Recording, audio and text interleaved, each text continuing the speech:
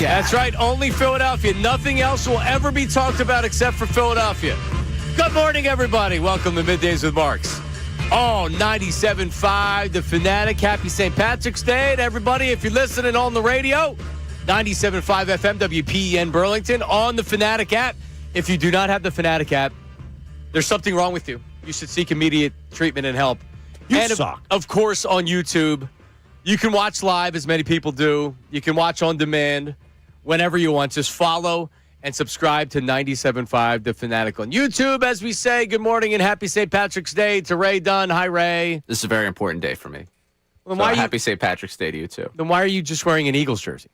Because it's green. It's Right. Kelly green. But if it's really that important to you, you would have tried to do a little bit more than just, I'm going to wear this Eagles jersey. Like it's a nice Devontae Smith jersey. I'm wearing a lot of Eagles gear today, but I'm also, I took the time to accessorize and things like that. I have a shirt that's green. Yes. It's not Eagles. Obviously, I'm dying for that green flannel you've got on right now. Amazon. I can't believe I couldn't buy one of those myself. Amazon. Yeah. $17 or something like that. Sure. That's the first time I've worn it. Yeah. All right. You going to wear it again next St. Patrick's Day? Where's your Tim Tebow jersey? In the wash. Oh. Could have worn a Tebow. See, he went. It got vomited on. Instead of doing the bit on the air, he did the bit out on Saturday night in the city. As we say good morning to Sean Brace. Happy St. Patrick's Day, Sean. Top of the morning to ya. Doing all right. What's happening? And you have a Grateful Dead sweatshirt and that green Union hat's awesome. This is a throwback. This is one of the first. Wow. I don't even know when I got this, but this is a throwback hat. Union's only been around since, I think, 2012, 2011. I think I got it like 2013, 14, somewhere around there. Why is it? Because their colors aren't green. No, but they did it for St. Patrick's Day. They did? Yeah. Get out. Mitchell and Ness combo. I pull it out every year. Now, is the Schuylkill, do they turn that green on St. Patrick's Day? Oh, no, that's in Chicago. Never mind. It would be a lot cooler if they did. It'd be impossible if they did. How are they going to turn that river green? Yeah, I guess you're right. That's a good call. Isn't it already? Yeah. Can you do like down by Boathouse Row? No, because it's just a running water. It's moving water. Black. You can't turn black water green. Well, how do you turn the water green in Chicago? It's blue.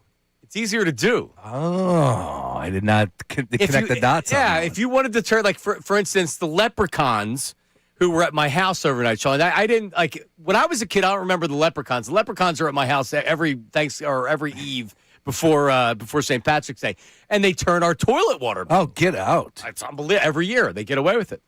Yep. Well, I didn't know this part, that they show up. I did not know that. Oh, are there leprechauns not at your house? No, those little people are only around for Christmas time, and they leave, and they don't come back until 12 months later. Yeah, they're here, too, and they leave gifts, too. It's almost like a Christmas. Yep.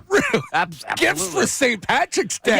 Yes. Oh, Lord. In fact, the leprechauns were waiting in line at 9 o'clock in the morning for these gifts on Saturday. A little pot of gold, eh? Yeah. All right. Well, whatever. I look like this, and I didn't get gifts for St. Patrick's Day. Yeah. See, you're wearing a like. Shut up, Ray. You're wearing You're telling me how important it is. You're wearing a Devontae Smith jersey. If Ray put his dukes up like this, he would look like the Notre Dame mascot. Because he's got the red hair. Yeah, he would. Everyone assumes I'm a Notre Dame fan just by looking at me. All right, you know then how you are. painful that is? I'm not. No, I'm not. Well, now you are. I'm not. He's our show mascot for today. To describe what I'm wearing today, and then we'll move on. What am I wearing today, Sean? All right, so we'll start with the headgear. You have a headband, Kelly Green, Philadelphia Eagles headband. I believe Miller Lite. It's a Miller Lite Eagles Kelly Green headband. They have great giveaways with the Kelly Green. Yeah, great item. You got a bunch of necklaces on. You got a green flannel with pearl buttons, and then we are going to the undershirt, where I believe it says Buddy's Bounty Hunters. Nice. Very cool. Oh, and the green sneaks. Okay. And you killed the man. You got a teardrop. I have a teardrop / tattoo 4-leaf clover by my eye. Little Peaky Blinders over here. That's why you tune into the YouTube and you get involved in the chat. But it's St. Patrick's Day. All right, so we have some Bryce Harper stuff to talk about coming up next segment.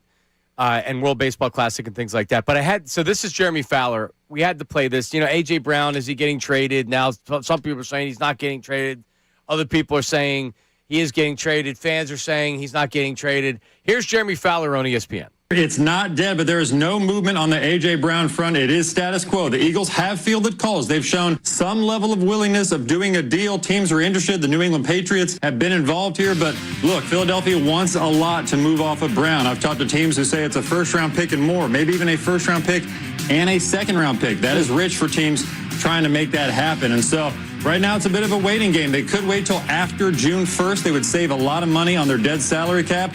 So they know they have to make some moves, though. And the feeling is that A.J. Brown, it's believed around the league, would welcome a trade. All right, so there you go. I mean, he told us everything we already knew 1,000 times, and then at the end we finally got the payoff. That it is thought around the league that A.J. Brown, what did he say exactly, Ray? Yeah, we need to put that on the board. Would welcome. So, here's my ask. Ray, do I ask a lot? No. I don't ask a lot, right? Sean, I don't ask my wife for pretty much just be nice to me, and I don't need a whole lot of anything else. Right? All right. You ask for a lot? Me? You. Oh, absolutely. You ask for a lot. Yeah, you should know that by now. I don't ask for a lot, right? Can I just ask for something? Can we stop playing the game? Everybody wants to say anything but A.J. Brown wants to be traded. Oh, well, he would welcome a trade.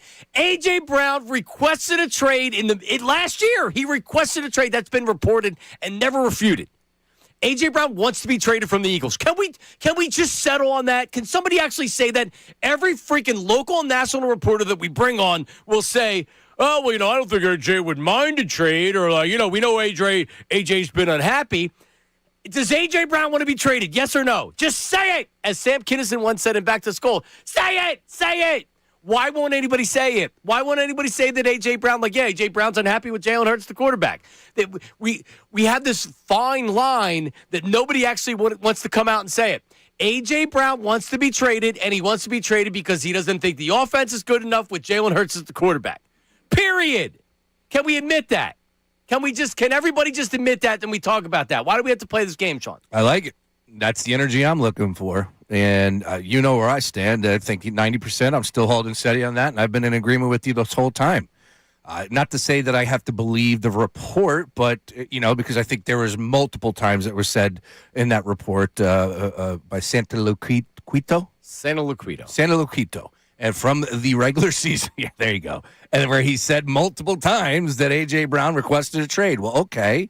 I assume that A.J. did not want to be here anymore, and that's the reason why these things are finding the surface. The way that Howie Roseman has answered all along as well. Everybody's saying the right thing, but you could just sense, you can get the vibe. And right now it feels like a hostage situation. And I honestly, we are the hostages, not A.J. Brown. No, we are. We are the talk show hosts, the listeners, the Eagles fans, everybody. We're the hostages in this bad boy. Somebody's got to do something here. Yeah, in June. And Jeremy Fowler is the #1 insider. All right, so that's word is bond there. You could take that. And he's got hostages too. Yes, he's a part of this whole thing. I don't know. He's regurgitating first and second. Sure. Anthony said that they were offered a first and third. I don't know what's real and what's not. Here's what I do know that's real. A.J. Brown doesn't want to play with the Eagles anymore. He wants to be traded. I'm not saying that if they couldn't accommodate the trade that he would go T.O. I don't think he would do that. I don't know. But I think anybody with half of a brain realizes that A.J. Brown was unhappy last season and that he wants to play somewhere else. And every time I hear one of these insiders, and it's like word salad. It's like, well, it's pretty well known that A.J. Brown was unhappy last year. Even Schefter, when they're asking him why he's unhappy, he's like, well, I don't think that we're breaking any news that he was unhappy, and a lot of people think it's Jalen Hurts. Like, yes, he's unhappy with Jalen Hurts, the quarterback. He doesn't want Jalen Hurts to be his quarterback anymore. Like, Jesus, what are we doing? Why are we playing this song and dance? It's ridiculous. And we're gonna have to wait till June, maybe, Ray. And I don't know if Ray's good. I don't know if Ray's heart, as young as he is, I don't know if his ticker can handle it. I really don't. I'm going to use up all my PTO before the beginning of June. I can't do it. I'm out. Goodbye. No, we can't do it. It's over for me. This is what broke me. I legitimately said yesterday on the who did we have on yesterday? I forget who. Dave Zangaro. Dave Zangaro. I would have preferred the does Jalen Hurts like Nick Sirianni conversation to this. Well, that's what I said yesterday. When I said that I hope we get some truth out of it, right? I hope when everybody moves on and the deal officially gets done, we get, hey, look, this is what went wrong. This is when I knew that my time was up. I don't think we'll get. I hope we get it, but I don't think that we will get that honesty from AJ's perspective, because once he's into a new location, a new team, what's he going to say? He's going to give the stock answer. I'm just happy to be here. I had a great run with the Philadelphia Eagles, blah, blah, blah, blah, blah. So essentially, we will never find out what was making him so unhappy with Jalen Hurts.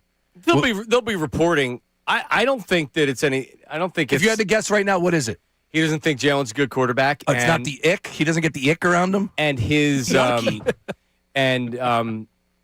doesn't think he's a good quarterback, and he doesn't think his wide receiver legacy is being properly served, and he doesn't feel like that he's contributing to a winner, even though they won the Super Bowl. And he wants to have 110 catches for 1,500 yards, and he wants to play with a quarterback that wants to do it. That's what I think it is. Yeah. Maybe has Jalen kind of rubbed them the wrong way with his behavior and whatever like that? Like, all indications are this is on the field, not off the field.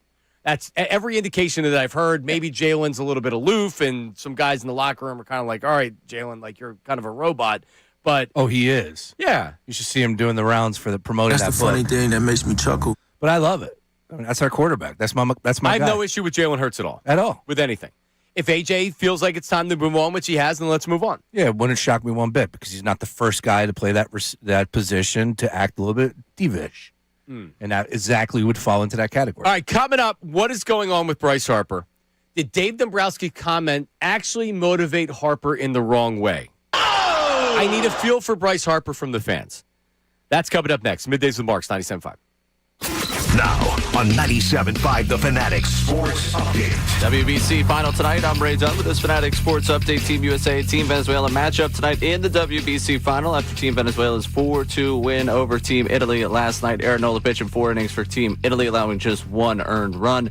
Elsewhere in baseball, Phillies host Twins in Clearwater today with Jesus Luzardo on the mound. And speaking of being on the mound down in Clearwater, Jim Salisbury joined the morning show today and talked about how Zach Wheeler looked. He looked healthy, and I think the late life will come as he continues his ramp up. Main thing is he threw all his pitches, no health setbacks. He'll do another one tomorrow, and there's been no red flags. Great news for the Phillies, and not so great news. Johan Rojas suspended 80 games for performance-enhancing drugs. We'll talk to Scott Lauber from the Philadelphia Inquirer about everything going on in the world of baseball and the Phillies coming up at 11. Sixers in Denver tonight, tip-off at 10 o'clock. You can hear the game right here on The Fanatic. And Jeff Mosher will join us at 1 o'clock to talk about everything going on with the Birds. This update is brought to you by the Hartford Auto Insurance. Drivers 50 and over can count on the Hartford Auto Insurance for protection that brings peace of mind. The Hartford, your protection is their passion. Provided by the Hartford Insurance Group, Incorporated. I'm Ray Dunn, your home for the Sixers, Flyers, and the Union. 97.5 The Fanatic and the Fanatic app.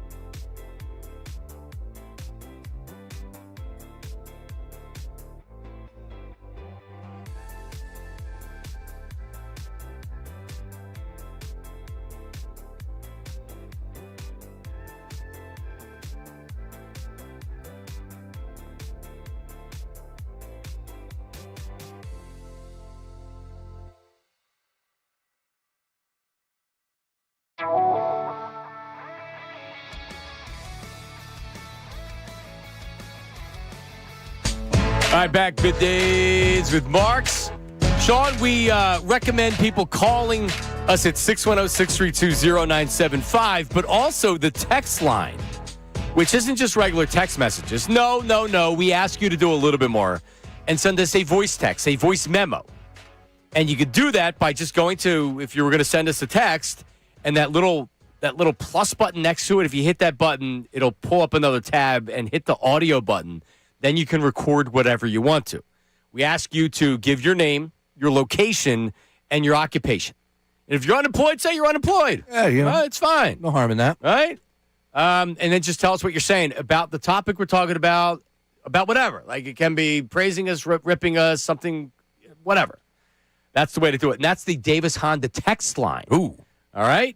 So, Davis Honda reminding listeners to feel the Davis difference at Davis Honda in Burlington. There you go. All right, so that's it. That's the text line. So we'll wait for the voice memos to come in. We'll wait for the text to come in. We'll wait for the phone calls to come in. Let's talk about Bryce Harper for a second. As tonight is the finals, right? Oh, the World Baseball Classic finals. All right. Bryce will likely be batting second tonight for Team USA. He has not had a great. He's not had a great tournament. It's not a lot of at bats. We know that did he get benched in one of the games, the game that they lost where they didn't realize they needed the game. I don't know, but let me say this about Bryce Harper. There were some people that I was sensing kind of a turn on Bryce Harper after the Dombrowski comments and how he reacted to that, and then what he did at spring training, and then what he did on the Bussin' with the Boys podcast. And really, it didn't sway me. It didn't affect me at all. But then something weird happened. And Sean, I'm the last person that says, well, he sucked in spring training, that I'm going to overreact. And he said limited at bats in World Baseball Classic. But I'm kind of getting tired of Bryce. Uh-oh. I'm kind of getting tired of the, now the Fanatic cleats aren't cute to me. Now all that stuff, the first act of Bryce Harper was magnificent, and it's been very successful. How did you grade the Bryce Harper era? I was in Disney. How did you grade the Bryce Harper era so far? I think I gave him an A-. I think I was in the A range, right? A? Yeah, it was a B+. I probably would be B+. Yeah, just basically give me the championship. It was an A-, B+ was kind of the range we got from most folks. Yeah. Not an A because you didn't win a championship. He hasn't been he's been good. He hasn't been A, only Bryce knows if he can be elite anymore. Sean, you might have heard that before. Yep, I have. But yeah, I need the second half of Bryce Harper, and it can't be the cute Fanatic cleats, and it can't be all the other stuff. Where you want business. I want business, and I need a better player, and I don't need 35 or 40 home runs. I don't need a 300 hitter. I need a guy that's focused on playing every day, and I'm less worried about the nonsense now. Now I'm ready to win. I'm ready for big hits. I'm ready for big spots. I'm ready for real leadership. Yes. I am looking for a better second half of Bryce's career in Philadelphia than the first half. And the first half was very good. And Bryce has done a great job coming into Philadelphia at the level of free agent that he was. Mm-hmm. But I need more. I do. I need more. And I need a second act of Bryce Harper. Well, look, if you're talking about this team competing for a World Series title, yeah, you're going to need your big players, and he is absolutely one of those guys that needs to step up. And it starts with him. This is his team, right? Like, this isn't Kyle Schwarber's team. I know he was the main piece to the puzzle last year, but Bryce Harper, this is his team. Why are you so fired up? Because of his struggles in the WBC? Is that what's getting to you right now? Even when he was 3 for 14, and I would see people on social media being like, see this? Bryce Harper's in trouble. I would get pissed and say, oh, shut up. It's 14 at bats. Like, don't go crazy. But then you kind of watch him play. Here's my worry. And this is where I go to Dave Dombrowski. A lot of people, I would say most people, looked at Dave Dombrowski's comments, and I don't know how many people still feel this way, but initially they thought, oh, that's to motivate Bryce Harper. And then you think about it, and it's like, all right, do you, A, really need to motivate Bryce Harper? And B, listen to his comments again. He didn't say anything that was wrong. It's just there's no reason to say it. He just got caught talking, and he likes to talk, and that's what happened. I don't think for a second he tried to motivate him. But then people would say, but the byproduct is you're going to motivate Bryce Harper. He's going into the offseason. He's never going to work harder and everything else. I'm watching him in the World Baseball Classic. Man, he's already swinging out of his cleats. He's already pressing. They all are. They all are trying to hit the big home run, though. That's one thing that stood out to me They're all trying to be a hero Yep. for the country. Yes. All right. But is Bryce trying harder than anybody Of course, else? it's Bryce Harper. It's what he Mr. does. USA. It's what he does. So now wait till you see when they win tonight. He's going to pull off his pants. It's going to be an American flag thong like Kelsey and Sea Isle. That's what it's going to be. You can't wait. I hope that doesn't happen. I'm telling you. I sense that Bryce Harper, when he talked in spring training and when he talked with the bus and with the boys, which actually it wasn't aired till after the spring training, but he did it first. It was the first time he actually spoke about it. He brought it up. Those dummies weren't even going to ask about it because I don't think they knew it. And he literally brought it up. They brought up, they're talking about an elite sandwich in Philadelphia, and he goes, well, I don't know anything about being elite. And they're like, huh? And they're like, oh! The light bulb's going off on those yum-yums. I love it. Right, the hamster wheel started Those rolling. hammers. Right. And they do a good show. But, They do. You're So he brings it up, and then you could tell he's still pissed about it. Sure. And is an angry Bryce a good Bryce, or is a cool Bryce the Bryce you need? Man. Sean, I don't need him going up there trying to prove the world wrong and prove Dave Dombrowski wrong. I think he'll put too much pressure on himself. So, again, now I'll look at Dave Dombrowski. All right, for everybody that thinks that Bryce was going to get motivated by those comments, maybe it ends up hurting him to where he tries to do too much, and then he's in his own head. Baseball is such a mental sport, and Bryce is such a mental player. He tinkers with his batting stance all the time. When he goes cold, he'll admit, hey, I'm really struggling, and then he needs to get back into a groove. Last thing I need is Bryce Harper in friggin' March and April swinging out of his cleats because he's trying to prove Dave Dombrowski wrong. One more game. We got one more game, and then we could all get it back to the fact that we got 162. Hell, we got still spring training games coming up here, but 162. And I think that will be, look, Bryce Harper, of course. All eyes are on Team USA. This is their first opportunity to win a championship since 2017. They've made the last two championship games. He's loving it, right? This is a great deal. Talked about all, the intensity, the atmosphere. Aaron Judge, what he said. Now, remember, Aaron Judge just played in a World Series. I think that tells you all you need to know about the pricing out of the real deal fan of Yankee Stadium and the Dodgers going head-to-head. And then you get 35,000 down there in Miami where you essentially are the villain. I didn't know this. The most Venezuelan people are in Miami. So yesterday, although they didn't play Team USA, 35,000 people were packed up. Probably 34,000 were Venezuelans. I can speak to at least the last World Baseball Classic. The most exciting games and the most raucous games and the best atmosphere hadn't been with American fans. I agree with that. Last year was it Venezuela and no? Last year or the last time they had Japan. Shohei struck out Trout. Yeah, but there was one game in particular that wasn't the championship that I remember. It was in Miami, and I think it might have been Venezuela, Dominican Republic, or it was two of the Latin countries. Sure. And it was like they were playing for the World Cup. Yeah. It meant that much to them. Acuna last night, after the game, said that this is more important than anything with the Braves and winning a World Series or anything like that. Yeah.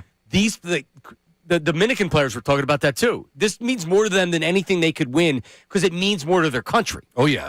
And look, I think from the player's perspective, Bryce Harper, back to him, yes. Is he pressing? Is he trying to do a little bit too much at the dish? I could see that. I'm not making excuses either.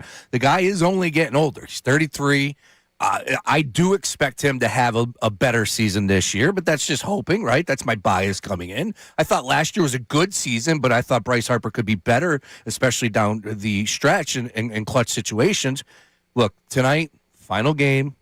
Take a deep breath. We come back. I mean, okay, you get opening day against the Rangers. Cool. He'll probably be swinging out of his spikes there. Then you get the Rockies or the Nationals. And then you get the Rockies. And then it's cold and you're playing April baseball. Exactly. Then all right. We're calming down, So that's one component of it. Yeah.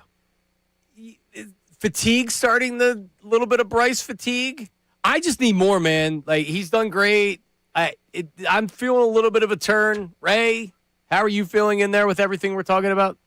I mean, I think the biggest thing that stuck out to me was, one, him saying he wanted to keep everything in-house, and then immediately crushing whoever was batting cleanup last year, saying he didn't have enough protection. He was excited about Judge, and it's been kind of if you want to remove your bias of being an American fan and being a Bryce Harper fan. Oh, I was going to say it was kind of funny. Like, just to watch the way the World Baseball Classic's gone for him after talking about needing protection in the lineup, and now he's had protection in the lineup. It still doesn't look great.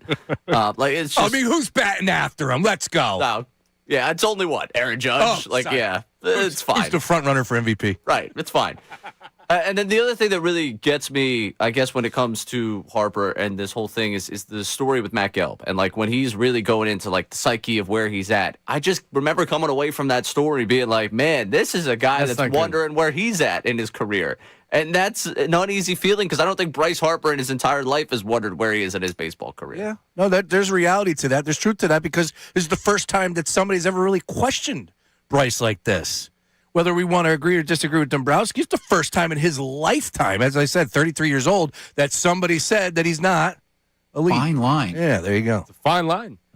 So here's the Bryce Harper we need. The Bryce Harper that's not worried about stats. The Bryce Harper that's not worried about proving Dave Dombrowski wrong. The Bryce Harper that's willing to take a ball rather than swinging out of his cleats at something out of the strike zone. Here's what's happened in baseball. And unless he makes adjustments, it's going to be more of the same this year. They're not throwing him strikes. Kyle Schwarber can be behind him. Aaron Judge can be behind him. If they're not going to throw him strikes and he's not going to lay off of them, then we're never going to see the Bryce Harper we saw before. We're not. And that's been the trend, is the adjustment that's been made, and you can say it's because he was batting third and Alec Bohm or Castellanos behind him and whatever else. No, the protection only helps if you stop swinging at balls. Mm-hmm. I'm just telling you, they're not going to stop, even though he has Kyle Schwarber behind him. If he's swinging at balls, they're not going to stop throwing him balls. He needs to be able to take the walk. I need a smarter baseball player than what Bryce Harper's been playing. Bryce Harper tries to do too much a lot. He tries to take the extra base. A lot of times he makes bad base running decisions or he tries to steal a base, and it's because he's trying to do too much. I love Bryce Harper. He's been great so far in Philadelphia. I need him to be more patient. I need him to be a better hitter. I don't need to have him going up there and trying to prove the world wrong and prove Dave Dombrowski wrong, and that's what I'm worried about. And that's where some of the fatigue sets in. It's like, all right, dude, just be a good baseball player, man. Damn, I wish I was wearing my down. Harper jersey. I missed the boat on that one. I wondered if you were going to wear it today, but it's St. Patrick's Day. Yeah, I guess I'll rep it tomorrow if they win. How about that? Okay. Regardless. No. You wear it regardless. Okay, wear it regardless? All right. That works for me. So I'm sensing, maybe, Ray, you can tell me if we've gotten some feedback here on the Davis Honda text line. Not only the voice messages, but the text messages, 610-632-0975. How people are feeling about Bryce Harper right now. You can argue that nobody's coming to Philadelphia as a free agent, as a big free agent like that, and literally had the city eating out of his hands. And they didn't start winning right away. It wasn't until 2022 that they were in the World Series, right? Correct. So they took a little bit of time to get going, although Bryce has been very good. Mm-hmm. But still, he's done everything right. He embraced the fans. He embraced the local culture. He gave up being a Cowboys fan, and he started rooting for the Eagles. Bryce has been nothing short of spectacular. When I see during All-Star weekend, when he's not in the game, he's with his family, he'll be down in Avalon at the Bills Pancake House having breakfast with his family. Love Wild Bills. Love Wild Bills. It's awesome. Yeah. And Bryce will be down there. He takes pictures with everybody. I think Bryce Harper's a really, really good dude. You know what, though? They got to change the way. Like, I'm not a fan of you give me the ticket, and then I got to go pay for it, and then I come back. There's always that jumble up at the door. No matter where you're at with Wild Bills Pancakes. I'd much rather pay at the register. Because I don't have to wait for anybody. No, you give me the slider thing at my table. It's 2026. Oh yeah, electronic. Everybody should have the electronic technology. Boom, at the table. This way you get all your 8 people up from the table. You walk out together. There's too much nonsense at the door. Be clear, we're talking about Uncle Bill's. Oh, right? sorry. I thought it was not Wild Bill hit from Deadliest Catch. Thank you. Yeah, no problem. I was like, they came out with a new pancake place. I've been going to the same one my entire life. It's March. Sorry. I said Bill's because I couldn't think of. I knew it was something other than Bill. He said Wild Bill's Pancakes. I'm going to open one right across the street from Uncle's. That's what I thought happened. I was like, who created the knockoff Uncle Bill's? And Sean just gets wild, right? I'm dying over here.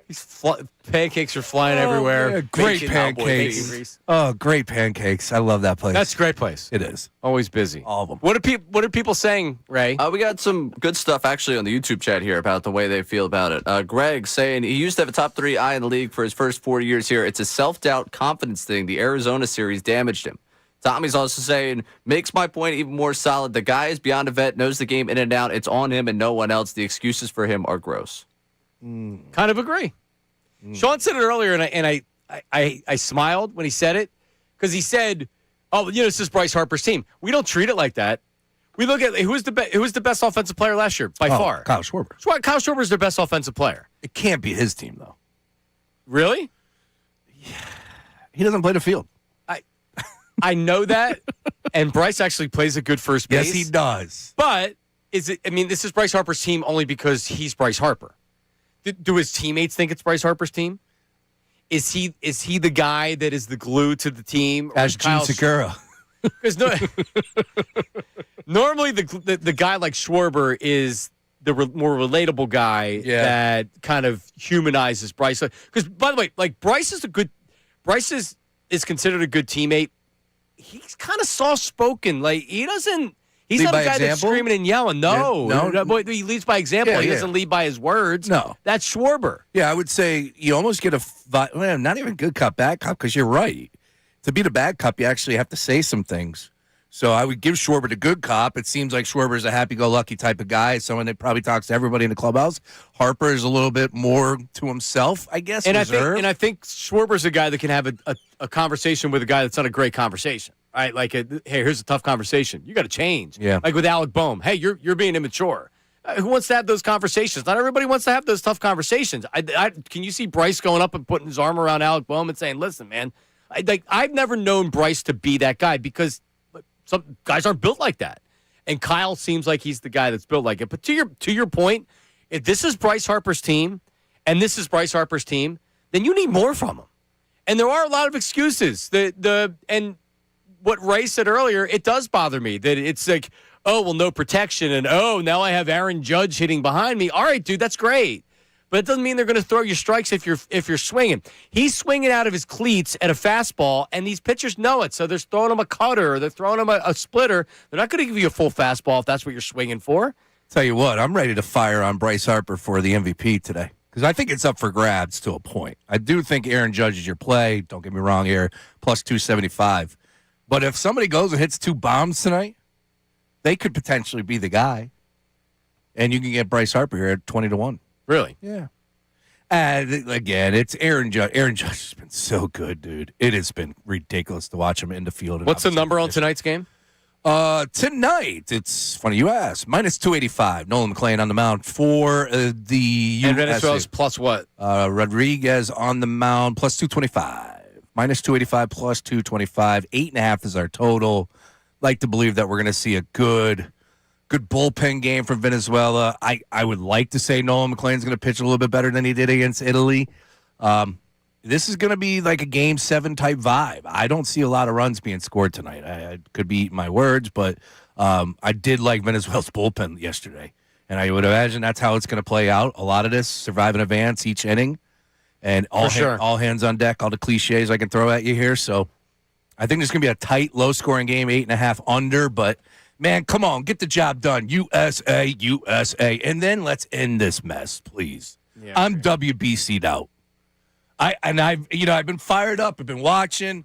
It's just thank God it's the final. There's a lot to deal with this type of baseball in March. It's just like I'm watching and I'm worried about these guys. I don't want to say Suzuki gets hit in the groin the other day. And you got calculations that people aren't able to calculate properly. I got D-Row bringing in, soldiers to talk to the team. Like, there's just so much going on right now. It's like, all right. There's some guys misread the calculations. There you go. 2 times. Utah, give me 2. But, I think we get it done tonight. Let's go ahead and get that victory, one that escaped our hands in, 22 or whatever it was. You know what, though? 23. Like, if we're being honest, isn't there a part of, I'm not saying everybody out there, but isn't there a part of some people that would just kind of snicker if they lost to Venezuela because of DeRosa, because of the overall, like, there's just not a positive feel about the whole thing. Not against Venezuela, though. Yeah, not against Venezuela. Agreed. Italy, maybe. I don't know. Italy, Smoltzy, can I get a 20? John Smoltz brought up the miracle on bleeping ice yesterday. Pretty awesome. If Italy, like, Smoltz, can we calm down a little bit? That booth is brutal. Davis and Smoltz, it's a brutal lesson. Smoltz is brutal. He's golf. So boring. I played golf with him one time. I'm not saying that if you had, nice guy. He's too serious. You need somebody with a little bit more personality to be calling the game. I don't think Davis is all that good either. Well, I mean, he's fine. Yeah, that's a good way of putting it. He's fine. He's certainly not my favorite. If Joe Buck was doing the game, it would Joe be Buck much and better. Tim McCarver would be. There you go. Let's dig up Tim McCarver and get him in the sometimes into the mic. Wait, who just penned the article about Tim McCarver that passed? Tom Brady. That's who it was. For those that don't know, Tom Brady didn't know that Tim McCarver was dead. Thought he passed last week. yeah, Brady. Oh, yeah, Brady has like a blog that he puts out via email, and he penned, He's got a newsletter? Not everyone needs a newsletter. Tom Yeah. Brady is one of those people. Yeah, and he thought that McCarver just passed away, and Which, by the way, we've had plenty of conversations about and Romo's lack of prep. Tom Brady saying he went back to watch old McCarver footage to work on his likability as a broadcaster after finding out about his passing 3 years after his passing. so good. I mean, McCarver stopped doing Fox, I think, in 2012. It's been a long time, but for people that don't know, one of my favorite things Mike did was this Tim McCarver. And it was the best. It was Google me. It was ridiculous. Because I came up with McCarver. McCarver and Kiner called Mets games on UPN 9.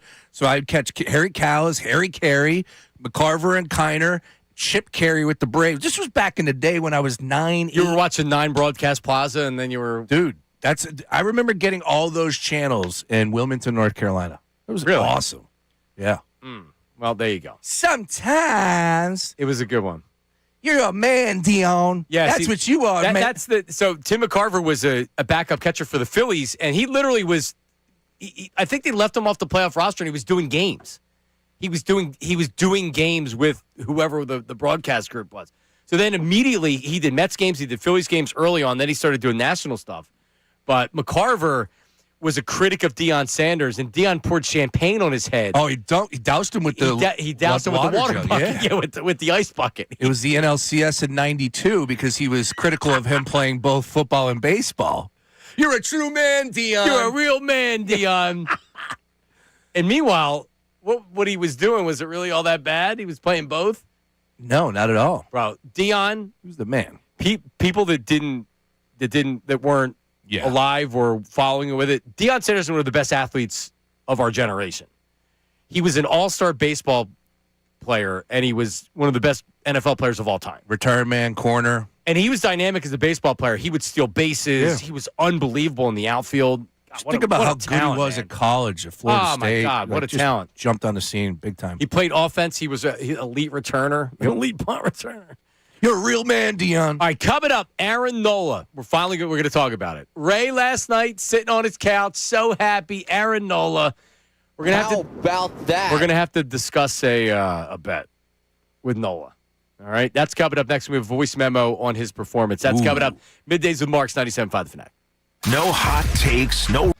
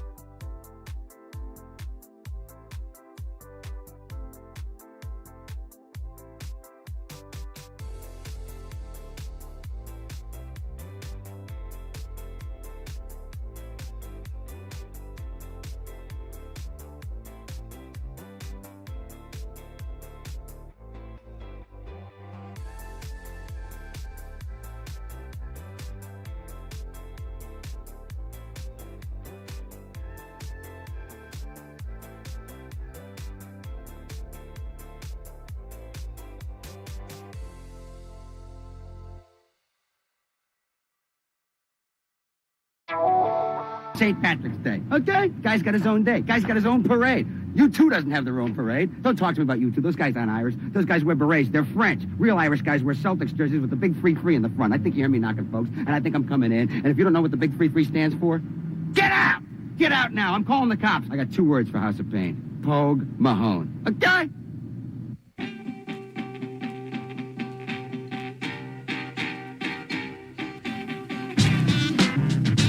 All right, we're back. It is Middays with Marks. That was Dennis Leary.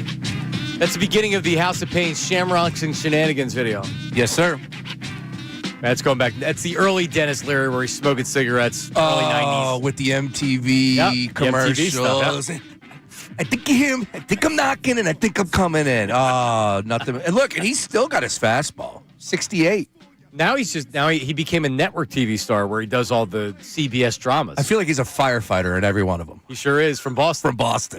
Yep. You can't escape that. I think he just is a firefighter now. It's not even the characters become reality. That's clearly what he wanted to be. That's it. Or he wished he could be that guy. You know, he does some good stuff, too, for charity and a lot of that. Oh, yeah, for sure. I've always liked Dennis Leary. Yeah. Always liked him. Good stuff. All right, so Ray, I know you were in so when Ray's talking about he's glued to the TV and like, oh, World Baseball Classic, it really has everything to do with Aaron Nola. Let's face it. Aaron Nola made the start last night for Team Italy, and he gave up the home run late in the outing, but he was great.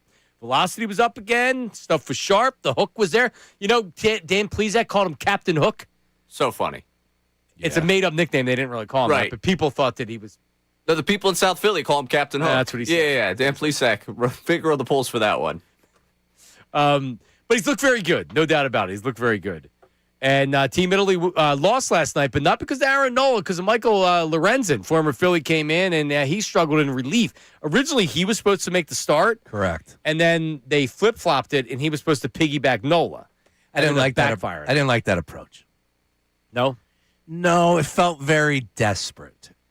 And I don't know. I guess as opposed to going with everything was working for Team Italy, so now last minute you're changing the starting pitcher. I agree with you. And you were showing it right from the jump, like it's just about getting tomorrow is tomorrow. We'll worry about tomorrow.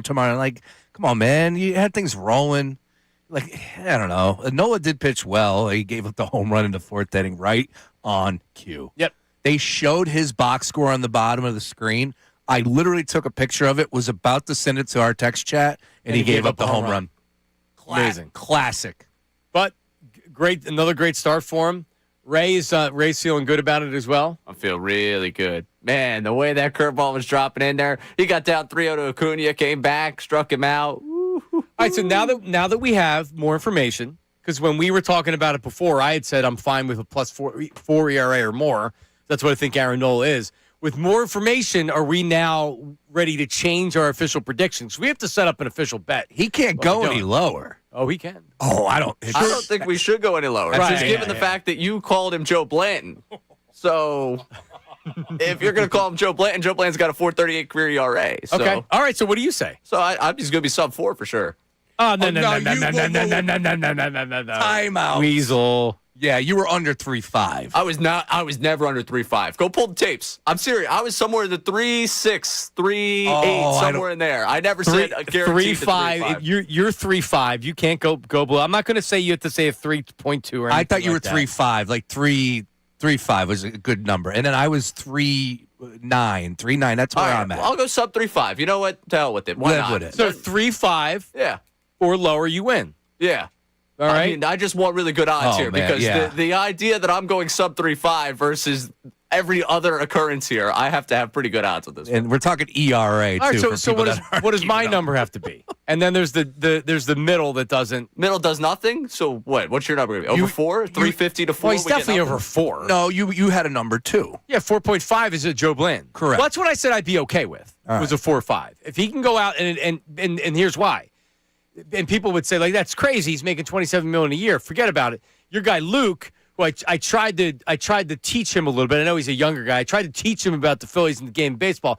I called him Joe Blanton, and he was offended by it because he's a big Aaron Nola guy. He should be. And my point was that when you look at the rotation, you look at how great the rotation is, Aaron Nola really is the 4th or 5th starter in the rotation. And Joe Blanton was the 4th or 5th starter on that great rotation that they had. And you had mentioned Joe Blanton's ERA is what? 4.2? 4.38 for his career. Okay, so there you go. Joe Blanton would give you 5 or 6 innings and 3 runs. If Aaron Nola can come out every start and give you 6 innings and 3 runs, you wouldn't sign up for that right now? That's a 4.5 ERA. I'd sign up for it right now because I think best case scenario, that's what he is, right around that. Oh, I think best case scenario is somewhere near 3.5. Yeah, man, I don't. He's sharp right now. Let's see what he looks like in April. I'm worried that he comes out, he's looking this sharp this early. Uh-oh. Yeah, there's a lot of that with this WBC. He's pitching high leverage real innings now, and that's not what you're normally doing at this point. Right now, you're making sure that you're just going out, you're getting your innings in, you're throwing your pitches, you're working on your curveball this day, you're working on your cutter this day. He's going out there and he's getting guys swinging and missing. That hook has a lot of movement on it. That's why they call him Captain Hook. It's been his nickname forever. I just want to say this. I want to put a little respect on Joe Blanton's name, just from the man from the couch perspective. This guy played from 2002 all the way to 2019 for 7 different teams. He had a hell of a career. Now, there were some years that he missed off of that. And career earnings, made $58 million. Yeah. Uncle Sam got his cut. And then, oh, by the way, just so we're on the same page here, 7 years, 172. Aaron Nola is expected just a bit better than Joe Blanton. I don't disagree, but what is he right now? Joe Blanton. Oh, I mean, last year he was worse than Joe Blanton. Yes, he was. So we have a voice memo on Nola. Who is let's hear who it is. Here's a voice memo on Nola. Marks and Brace, what's going on, gentlemen? Luke Arcani here. How about Aaron Nola? Hey, was never Joe Blanton. That's all I got to say. On a more serious note, though, great start for Nola. Really encouraging to start the year. Feeling a big year for Nola, as it feels like a lot of people are. It feels like some people are starting to maybe flip back on Nola after a couple early starts after a bad year last year. I think the arm's fresh. He's ready to go, and it'll be before we know it. 9 days till opening day, probably 11 or 12 till Nola pitches. We are almost there, folks. We are almost there. Ooh, he's got the Nola countdown clock till he toes the rubber is he at Citizens Bank Park, or would he be on the road in DC? CBP. We have first 2 series. Oh, that's right. Back I was looking at tickets, and there's the tickets for they start with the Rangers. That's who they play. Correct. Yeah, that first weekend they have the game against the Rangers on a Saturday in March, and I'm like, yeah, I'm gonna pass on those. No, I don't do April baseball. Yeah. No, don't do April baseball. All right, you ready, Ray? Aaron Nola, 9-8 on the season, 4.22 ERA. All right, that's my prediction. Yeah. That's my prediction. All right, so you give me your number, and then we'll the closest, and you can go over. This isn't the Price is Right. 3.70 ERA. 3.7. All right. So we're arguing about a half of a 0.52 ERA difference. 3.5. I mean, what do you want from me? You want me to just go to the absurd? No. Because you're coming in here. He was a 3.57 2 years ago. But your chest is out, and you're being like, yeah, because you called him Joe Blanton. Well, it is the same. Last year's ERA was over 6. Correct. That's 1 year of his career. Go look at the Joe Blanton career. Okay, so it was 1 year in his career. So you're expecting sub 3.5 ERA. That's what you've been saying. That's not what I. Okay, sub 3.5. Go ahead, sign me to it. Why not? Because you want to walk into the absurd. I'll walk into the absurd. Why is that absurd? Because you're telling me, after a 6 ERA, I got to say it's sub 3.5. I don't believe in the guy. You call the guy Joe Blanton. No, but the way you're talking about him, you're talking about a 3.5 ERA. I mean, Sean's saying that Nola make or break the season, essentially. Yeah. The starter that he is. Oh, he's the key. He's the key piece to this. All right, Scott. 3.5. Let's do a 3.5. That put me down for the sub 3.5. Let's just sign up for that. All right. I'll be in on the sub 3.5. All right. There you go. All right. And what do you say? I'm like 3.9. I was right in the middle. Yeah, I'm right in the middle. 3.9. Saving the season 3.9. He is the key piece. If we can just get him back to what Aaron Nola should be, get the ball every 5th day, 32 starts, 6 innings. All right, Scott Lauber's coming up. He's live in Miami, down there for the WBC, and obviously we can talk about the Phillies and Aaron Nola. That's coming up next. Middays with Marks, 97.5. Now on 97.5 The Fanatic Sports Update. WBC final tonight. I'm Ray Dunn with this Fanatic Sports Update. Team USA and Team Venezuela matchup tonight in the WBC final. Team Venezuela with the 4-2 win over Team Italy yesterday. Elsewhere, baseball today. Phillies host the Twins in Clearwater with Jesus Luzardo on the mound. They've gotten Zach Wheeler out there on the mound. Jim Salisbury joined Kincade Salciunas this morning. Said that we look good. No red flags with him so far. Johan Rojas was suspended 80 games yesterday by Major League Baseball for performance-enhancing drugs. We'll talk about everything going on with the Philadelphia Phillies and the World Baseball Classic with Scott Lauber, the Philadelphia Inquirer, coming up next. Sixers in Denver tonight, tip-off at 10 o'clock. You can hear the game right here on the Fanatic. And Jeff Mosher joins us at 1 o'clock to talk about everything going on with the Birds. This update is brought to you by AutoZone. Get in the zone. What makes AutoZone America's #1 battery destination? Because they offer free battery testing, battery charging, reliable replacement batteries. They've always got your battery solution. Get in the zone, AutoZone. I'm Ray Down, your home for the Sixers, Flyers, and the Union. 97.5 The Fanatic and the Fanatic.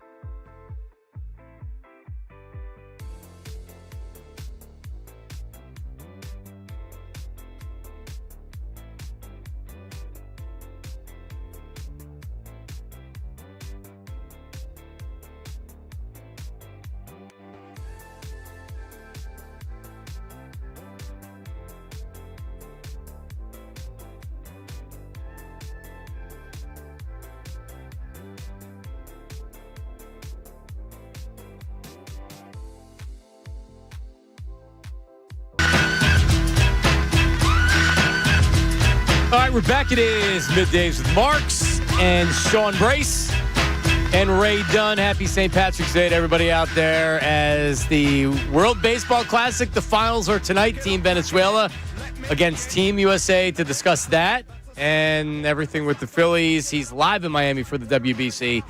From the Philadelphia Inquirer, Scott Lauber joins us. What's up, Scott? Scott, hello. Are you there? Hey, how are you? What's going on? How are you? Good. How you doing? Good. We had a pretty good first hour of the show. We talked Bryce Harper, and then we were talking about Aaron Nola and a little bit of the World Baseball Classic. So you're down there covering the games. What is the atmosphere like? What has it been like? I guess now Venezuela. So with tonight, you're going to get a lot of the Venezuela crowd going. But overall, what's the atmosphere like down there? Yeah, no, it's been tremendous. Like, I don't know how it comes through on television, but I've covered, I don't know, probably a couple of dozen games in my life in that ballpark in Miami. The Phillies go there twice a year, and that place has been around now since 2012. And, I've never seen crowds like this. I've never seen noise like this down there. I was talking to Aaron Nola about this last night after the game, and he said, I didn't know it got this loud in this place. And, it goes to show, I think, that, that this means a lot, especially to the Latin American countries, to the Dominican Republic, to the South American countries like Venezuela. It means a ton to these people. I've never been to Mardi Gras, but what I saw on the concourse last night after that game with the Venezuelan people celebrating, or Venezuelan fans celebrating that team's win, they were banging drums, they were singing songs. It was something to see. And I remember this from 2023 when I was here covering Japan-U.S. in the final, and I remember thinking how loud it was. And I think it's going to break that record tonight because these Venezuelan fans are absolutely insane for their team, and it's going to be fun. Yeah, it's the coolest part. Acuna and other Latino players have said that this is bigger than winning a World Series. It's bigger than anything they've done in their Major League Baseball career. You said it. This is for their country. This is the biggest deal. And because we're split with the sports that we love in America, and now we're very much what it feels like is a football country. Like, not that this isn't cool, but for them, this is something different. This is really like a soccer feel to it. It is. And, there was so much that was made of, so I didn't cover the preliminary rounds, the pool play, but there was so much that was made of the DR and the home run celebrations and the selfies on the field, or fake selfies on the field, and the jacket and the craziness after they hit home runs. Well, Venezuela does this thing, and I'd never seen this until last night. Like, before the game, they're all jumping around together in the dugout. It's sort of like it's definitely a soccer sort of vibe that you get, not U.S. soccer, like a European soccer vibe that you get from these guys. And I haven't covered winter ball. I've always wanted to do that, go down to the DR or Puerto Rico. But, these guys, these Venezuelan players who do play together in the off season, it's like they're a team away from their teams. And it is. I think you get the sense from a lot of them that this is bigger to them than the World Series. And I don't think that that's ever going to be duplicated on the U.S. side. We can put together a dream team. We can put together a group of all-stars, but I don't think it's ever going to mean as much to them to win a tournament like this as it does to win the World Series. Maybe if they're in the Olympics in 2028, and Bryce Harper's been pushing hard for that for years now, lobbying MLB to do the NHL thing and stop the season for 2 weeks and let them go. Maybe a gold medal in the Olympics would mean more to a lot of these guys, but I don't know. I think it's tough on the U.S. side to imagine a tournament like this meaning more than winning a World Series for your team at home. Yeah, you mentioned you spoke to Aaron Nola. Another good start last night. His velocity's up. His curveball's been sharp. There's real life on his ball. And last year we didn't have that. Just speaking with Nola, did he train differently in the offseason? Why is he so sharp? Is there any particular reason do you think that he's so sharp so early this year? Yeah, he did do some different stuff, and again, no one wants to hear it until it translates during the season. But, because they had some deep playoff runs in 22, 23, and went back in 24, he'd kind of done less long tossing in the off season.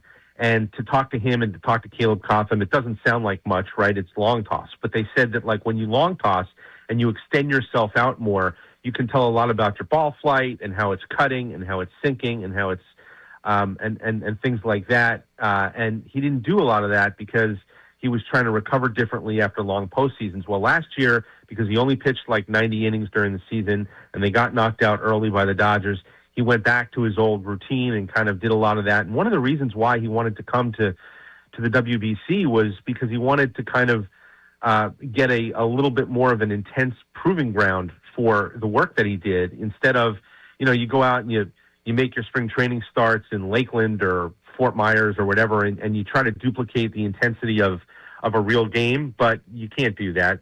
You just can't. And you're also facing, incomplete lineups, and we always talk about how it's glorified practice, no matter how hard you try. And so he wanted to come and face, some better lineups in competition where there were some stakes. And look, I think he got that. He certainly got that last night, and he got that last week against Mexico in the game that put Italy in the medal round.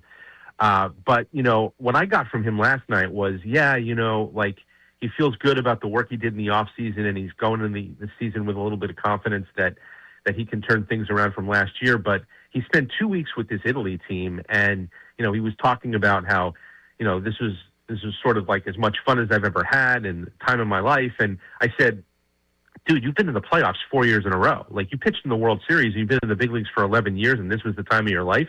And he said, yeah, he's like, I heard that this was a lot of fun, but to go in there and to do this, it was a blast. And he's like, it's not anything I'm ever forget anytime soon. And I think he was just sort of taken by the whole atmosphere of the thing as well. Yeah, Scott, I want to pick back up on one of your first answers and just the naked eye and how it comes across. I'm watching on my television screen. I know what they've been saying as far as, the national pundits. It's more important to some of these other teams in Latin America and Japan.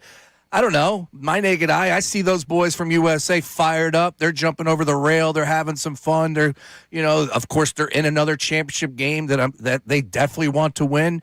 You're down there. You talk to these guys. Is that the case, or do you get the sense that this is a little bit more important in Venezuela, and this is their first opportunity in a championship game here? USA has been in the last two, but do you get the sense that this is more important to Venezuela versus USA? It's so hard to gauge because, the culture of the sport in those, is so different. Like, the U.S. did show some emotion the other night, after the two home runs, the Gunnar Henderson homer and then the Roman Anthony homer. They came out of the dugout and they were a little bit more outwardly excited. But we typically don't do that in the U.S. Like, typically we don't jump around and celebrate the way they do in the Dominican Republic and Venezuela. So yeah, you could sort of look at it and think, well, they're not. It doesn't mean as much to them. They're not as passionate. They're not playing with as much energy. And you talk to them, and they insist that they are. They insist that this does mean a lot. That the guys who were on that team in 2023 are still a little bit bitter about losing to Japan and how it went down, going to the ninth inning and Ohtani striking out Trout. And that it's sort of stuck with them for 3 years, that they want to win this thing. They just don't show it in the same way. And, I don't know, from the outside watching pool play, I kind of thought they looked tight at times. I thought they looked not nervous, but they looked like they had like kind of a little bit of pressure on them. And, and I got here and I got around them, and it's like, there's a confidence about them. I think that they feel pretty good about going into that game tonight and winning. But, and I think they felt great about going into the game the other night against the Dominican. I don't know if you guys caught any of his press conference before the game, but Bryce Harper kind of put on a little bit of a comedy act, and he had the room laughing because he was like cracking jokes on every question. And it was as loose as I've seen him before what was essentially a big game, essentially a playoff game. But yeah, I mean, I think they're confident. I think that speaks to how much it means to them that they really want to win the thing. And almost the way, like Canada lost the gold medal game in the Olympics in hockey, and it's their sport. And I think that there's almost this is our sport kind of attitude. It just comes through in a different way. Yeah, Yeah, it's an interesting comparison with Canada because I mean that when you saw their faces after losing, it was like, oh my God, we just lost, and like you could tell how much it hurt. It would feel like that towards those players. I agree with you. I do worry that they're putting too much pressure on themselves, trying to be the one, like Bryce, for instance, trying to hit the big one, trying to be the guy that hits the home run because he's Mr. USA and everything else. So hopefully that doesn't happen. Wouldn't it be nice, Scott, if we actually got a Bryce Harper, a big home run, so you could have some confidence with him going back to spring training? It'd be great. Yeah, it's been a while, right? I mean, you got to go back to 23, I guess, in that Braves series when he, with the whole thing with Arcia and whatnot. But yeah, it's been a while since he's had a moment like that. And I will say that, like, the way to make this tournament better, and there's no way to do this, you'd have to stop the season and all that, is to slide it into the season. Because although it does mean a lot to them, I mean, they also know that tomorrow and the next day they've got to go back to their camps and their season's a week away. So, it means something for 2 weeks, and I think that they're invested in this, but they also, it's not like the end-all, be-all. I got the impression in the Olympics, and even going back to the Four Nations hockey tournament a couple of years ago, that, like, that meant more to those guys than the Stanley Cup did. And I don't think you're ever going to quite get that on the U.S. side, at least. But I do think if it was in the middle of the season, and if it was the Olympics, and if there was a gold medal at stake, that, I think you'd definitely have that. You'd have players who would sacrifice in the way that the hockey guys did, which is what made the hockey thing so extraordinary. Great stuff, Scott. Enjoy the game tonight, man. We'll talk to you down the road. Appreciate it. You bet, guys. Anytime. All right, there's Scott Lauber of the Inquirer. Nice work. Yeah, when he's talking about what the atmosphere was after Venezuela won the game, I can imagine it was absolutely bonkers when he's down on the concourse. And I mean, just listening to the fans in the stands, not like, I think it's going to sound like a home game for Venezuela. Of course, yeah. Big time. They pointed it out on the broadcast. More Venezuelans live in Miami than anywhere in the country. So you're going to have that. Yeah, somebody made the joke about rushing the field. It was Joe Davis. They're going to court storm, like the fans from the stands. I mean, you could have said if they win tonight, they might. Better get the hell off the field if you're Team USA. The band is on the field. Yeah. Normally, they don't allow that to happen in baseball, right? I'm just saying. No. They shouldn't allow it in basketball either, if you think about how stupid it is. Well, I think college. Yeah, but why? Why are you allowed to do that? Because it's tradition. Well, let's do it with the Sixers. When the Sixers win the game, we go, why not? Because they don't do it in the pros. Why? I don't know. I'm not Mr. Court Stormer here. No? I just, I love, it's a part of college hoops. Okay. We do have some breaking NFL news, Ray? Yeah. Really? This kind of impacts where the market seemed like it was going for A.J. Brown. We see a wide receiver go off the board here. The Broncos trading for Miami wide receiver Jalen Waddle. And the interesting thing is the return here. Waddle and the Dolphins' fourth-round pick go to Denver. Miami. Hold on. Before you say it, I don't know the answer to it. What do you think they got, Sean? Miami for Waddle? So they got it, Waddle and a fourth. Well, Broncos first-round pick. But it's pretty good or it's not good because they went to the AFC Championship game. Right, it's in the late 20s. So they got more than that. I think it's a first and a fourth. First and a fourth, I'll guess. For Jalen Waddle, first and a third is my guess. First and a third. What is your guess? I said a first, but I think you're maybe closer. All right, what do you got? The first-round pick along with the third and fourth-round pick. Oh! A little threefer. Waddle's good. That's a good get. A.J. Brown's better. Oh, without a doubt. Okay. Well, there you go. Every trade that's made shows you that A.J. Brown, all the people out there that say, oh, you're not getting a first-round draft pick for him. Okay, as Herb would say. A first, a third, and a fourth for Jalen Waddle and a fourth. Let's give some numbers on Jalen Waddle here. First of all, he is 27. He'll be 28 in November of this year. This past season, if I'm not mistaken, Waddle was dealing with some injuries. And everything fell apart. Actually, he played in 16 games this year. It did fall apart. That team was really... He was on my fantasy team, so I know it wasn't a good season. But 100 targets in the 5 seasons he was with the Miami Dolphins, 4 out of 5, over 100 targets. He hit over 1,000 yards 3 out of 5. Now, things have gone a little bit south in the last 2 seasons due to the issues that they've had on offense, specifically with Tua and at the quarterback position. But Waddle's a stud. 6 touchdowns last year, 910 yards, 100 targets on 64 grabs. It's a good get by Denver. Nice work. Nice work. And what did they give up? They give up a first, a third, and a fourth. Man, I like and for Waddle and a fourth. And they got a fourth in return. So Waddle and a fourth. Yeah. For a first, third, and fourth. Well, this falls into what we were discussing with the Baltimore Ravens and the Buffalo Bills. It's like, dude, if you are that close, go and get them. Give it up. Well, that's why the price tag for A.J. Brown's a first and a second. Because isn't that kind of the equivalent to a first and a second? A first and a third and a fourth? You'd rather have a second. It's close. You gave a fourth back, too, so that washes it. Right. So a first and a third, all right. What's the Jimmy Johnson table say? The graph? I didn't laminate it, so it got wet. Oh, come on, man. I don't have it, but all right.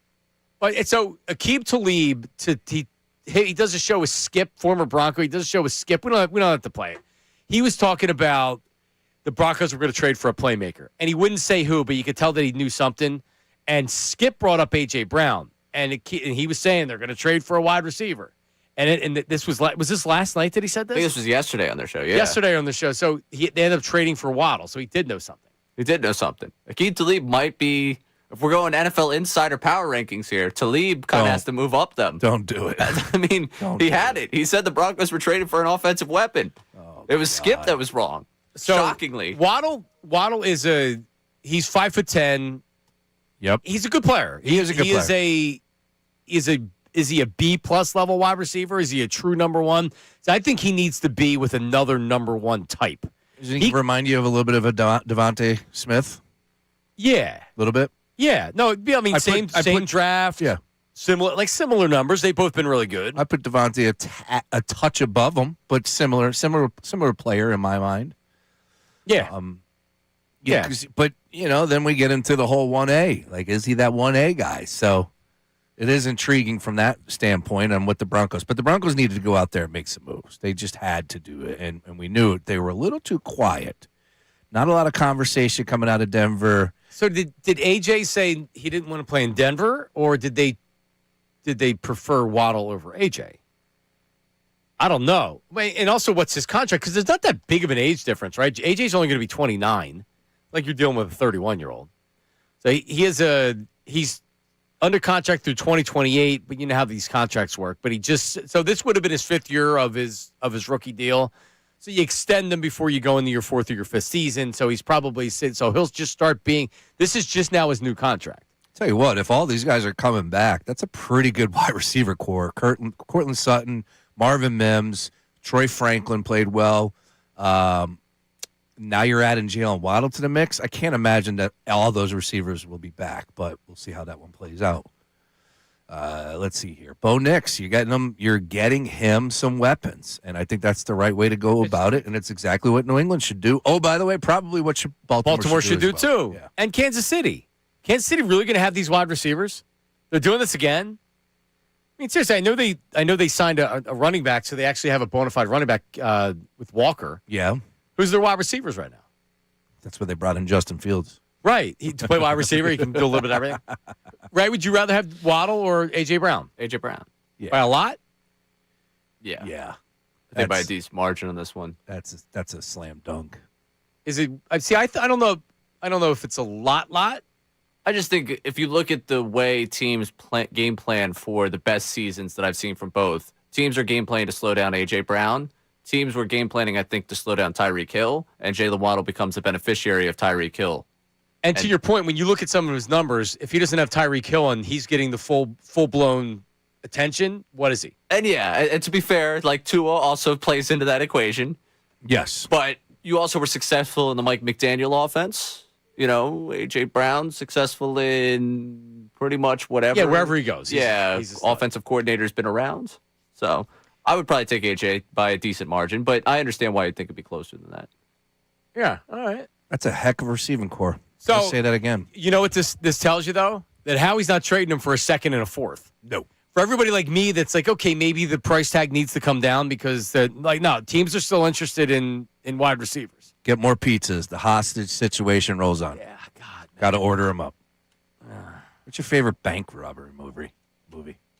Serpico is great. I mean, I think Serpico is one. Oh, Heat's good. Point Break. Point Break's a Don't go to the vault. What are you doing? Point Break's a good one. Heat, everybody loves Heat more than I do. It's a decent movie. It's about 20 minutes too long. I think Pacino's the worst. They're doing a new bank robbing movie. Really? Or a new Heat. Yeah. They are? Yep. How about The Town? Don't know it. Oh, The Town was strong. Ben Affleck. They feature Fenway Park, a lot of Boston. Maybe Dennis Leary makes an appearance too. So if he didn't, they wished he would have. As a firefighter. For sure. Yeah. All right, coming up, we'll take some phone calls. Also, wife talk. Ooh. Are you ready for some wife talk? Wife Talk Tuesday. Mm-hmm. I get down with it. I got something to talk about. That's coming up next. Middays with Marks, 97.5 The Fanatic. Now on 97.5 The Fanatic Sports Update. Moves made to the NFL. I'm Ray Dunn with this Fanatic Sports Update. We just got a trade for a wide receiver. No, it's not A.J. Brown, but the Dolphins are sending Jalen Waddle and a fourth-round pick to Denver, and the Broncos in exchange sending a first-round pick, a third-round pick, and a fourth-round pick to the Miami Dolphins in exchange for a wide receiver, Jalen Waddle, and that fourth-round pick. So another wide receiver off the board. That's not A.J. Brown. We'll keep you updated with anything going on the latest there and anything with the Birds. Jeff Mosher of Inside the Birds, the Philly Voice, will join us coming up at 1 o'clock to talk about the Eagles. In the world of baseball tonight, Team USA, Team Venezuela matchup in the WBC final. Venezuela getting a 4-2 win over Italy last night. Elsewhere, baseball, Phillies hosted the Twins in Clearwater today. Jesus Luzardo on the mound. Speaking of being on the mound, Jim Salisbury joined Kincade Salciunas earlier today to talk about Zach Wheeler on the mound. He looked healthy, and I think the late life will come as he continues his ramp up. Main thing is he threw all his pitches, no health setbacks. He'll do another one tomorrow, and there's been no red flags.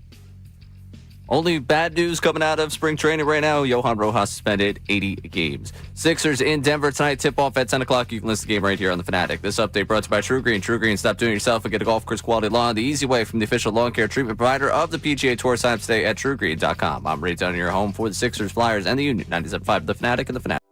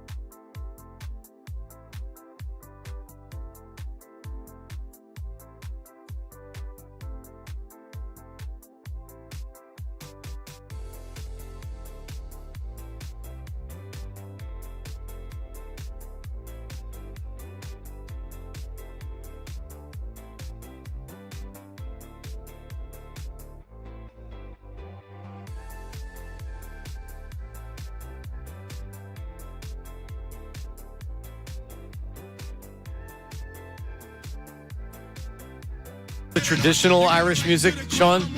Oh, yeah. When are the bagpipes coming, Ray? You went to bagpipes.com.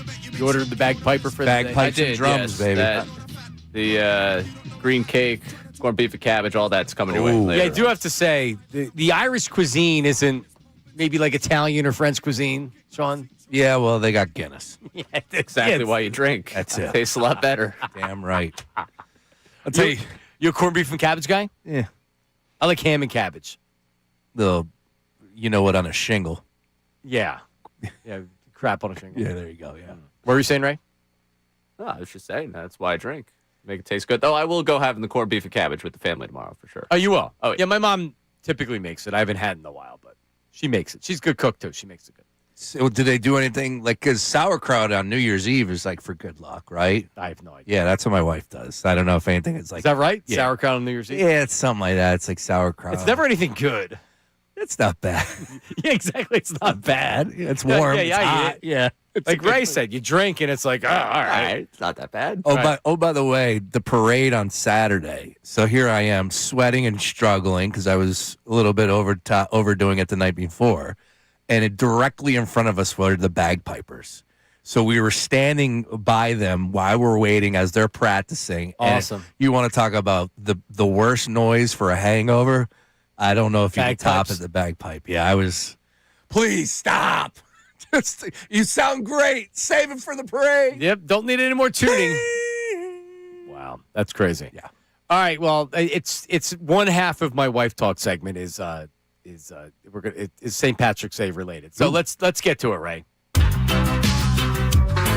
Wife talk. What you gonna do? What you gonna do when your wife hates you? Wife talk. What you gonna do? What you gonna do when your wife hates you? Well, I like that. Let's start off with this, right? So on Saturday, a non-planned trip to Target, which I know is going to end up with hundreds of dollars being spent, and there's no real need. There was a need. My daughter needed some clothes. Okay. All right. So gotta have clothes, John. I didn't want to go. I had a lot of work I had to do around the house, but my 4-year-old decided she was going, and there was no ifs, ands, or buts about it, which meant leaving the 3 with my wife at Target was pretty much not an option. Okay. So I'm like, all right, let's go, whatever. So I was dressed I had a pair of red, like not sweatpants, but like red sweatpants or joggers or whatever. They look good. And I had I don't even know what else I had. But like, I thought I looked very appropriate. All right. And Liz said, you're not leaving the house wearing those red pants. And my response was, oh yeah, like I'd get more looks wearing these red pants than if I didn't wear the red pants. It's a good look and I look good. And she's like, no, it's not. So, Ray, is this a proper reaction to say you're not wearing those red pants to Target? No. I'm taking your side. You're taking my side. Red pants are fine. Red pants are fine. Everybody has individual style. I can make red pants work. You're going alone, right? No, I was going with her and with the 3 kids. It was a family trip. She was taking the 2 older daughters. Bella decided she was going. And I wasn't going to send all 3 of them because it could be worse when they came home if she had to deal with all 3 of them at Target. Sure. I'm still going to take your side on this one. I think the red pants are fine. What's he, the TSA? Or she want you to wear a suit? You're going to Target.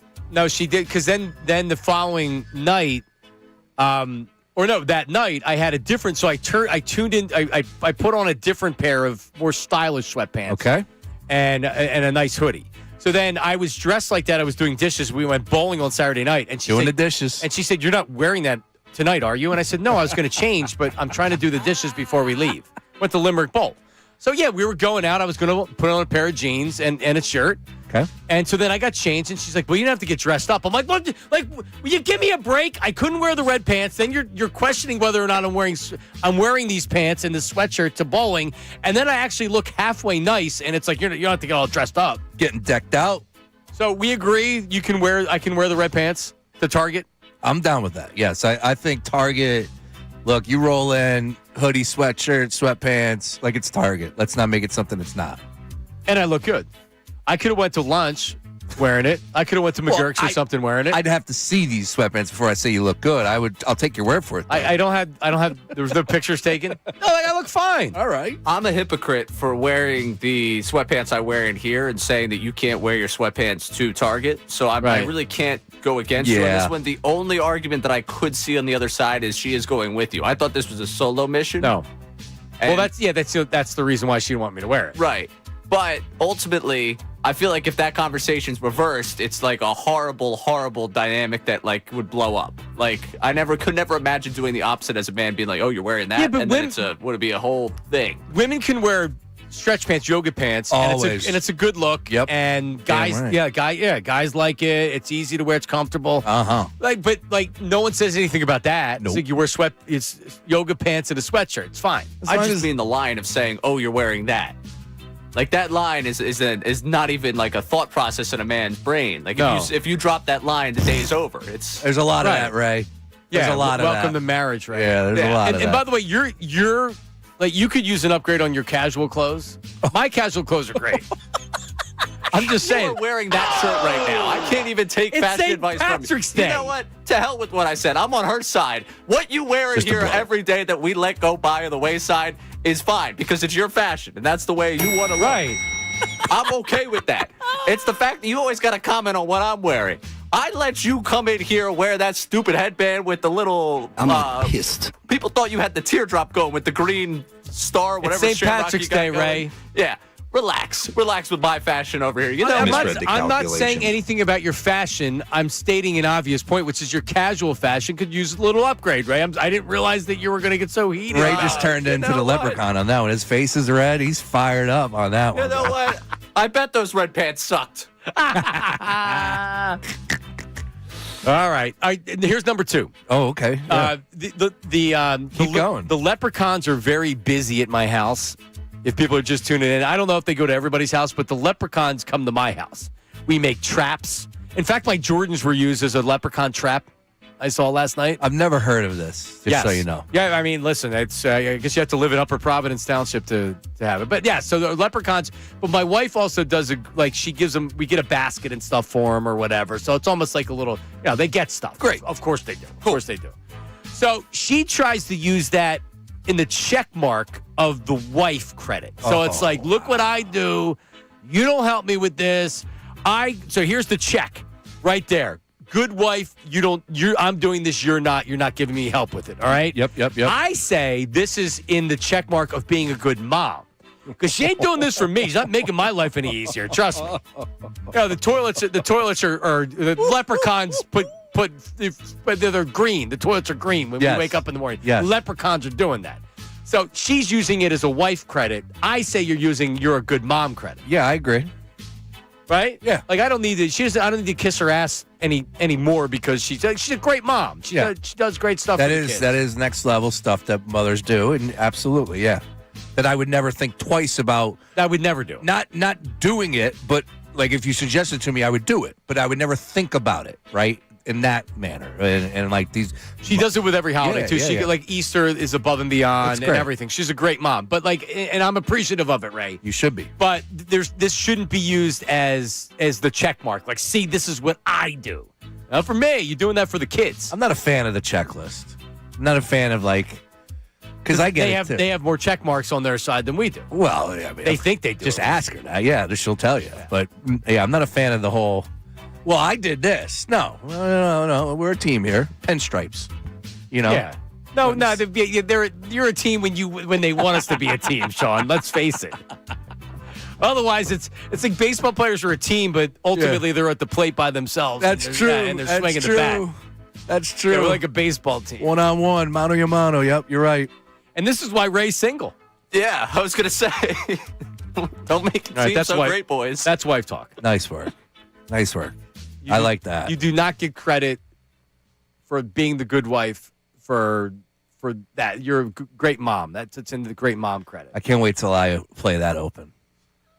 Oh, I'm gonna hear that one because that used to be my she the old ball and chain. She hates me, and I mean when I stumble and I say that every once in a while, she loses it. I hate you. You ain't seen hate. You want to see because she doesn't. but that's just like my joking manner. The old ball and chain, the old wife. But, you know. But also, all right, they don't hate you. All right, they don't hate you. Do they realize what they sound like when they don't hate you? You know what I'm talking about. A little bit. Yeah, they do. You're right. All right, coming up, Bryce Harper is a bad teammate. One texter thinks so. Also, Mad Mike and Herb. We have the Whack Packers on the line. Nice. That's coming up next. Middays with Marks, 97.5. The Birds are making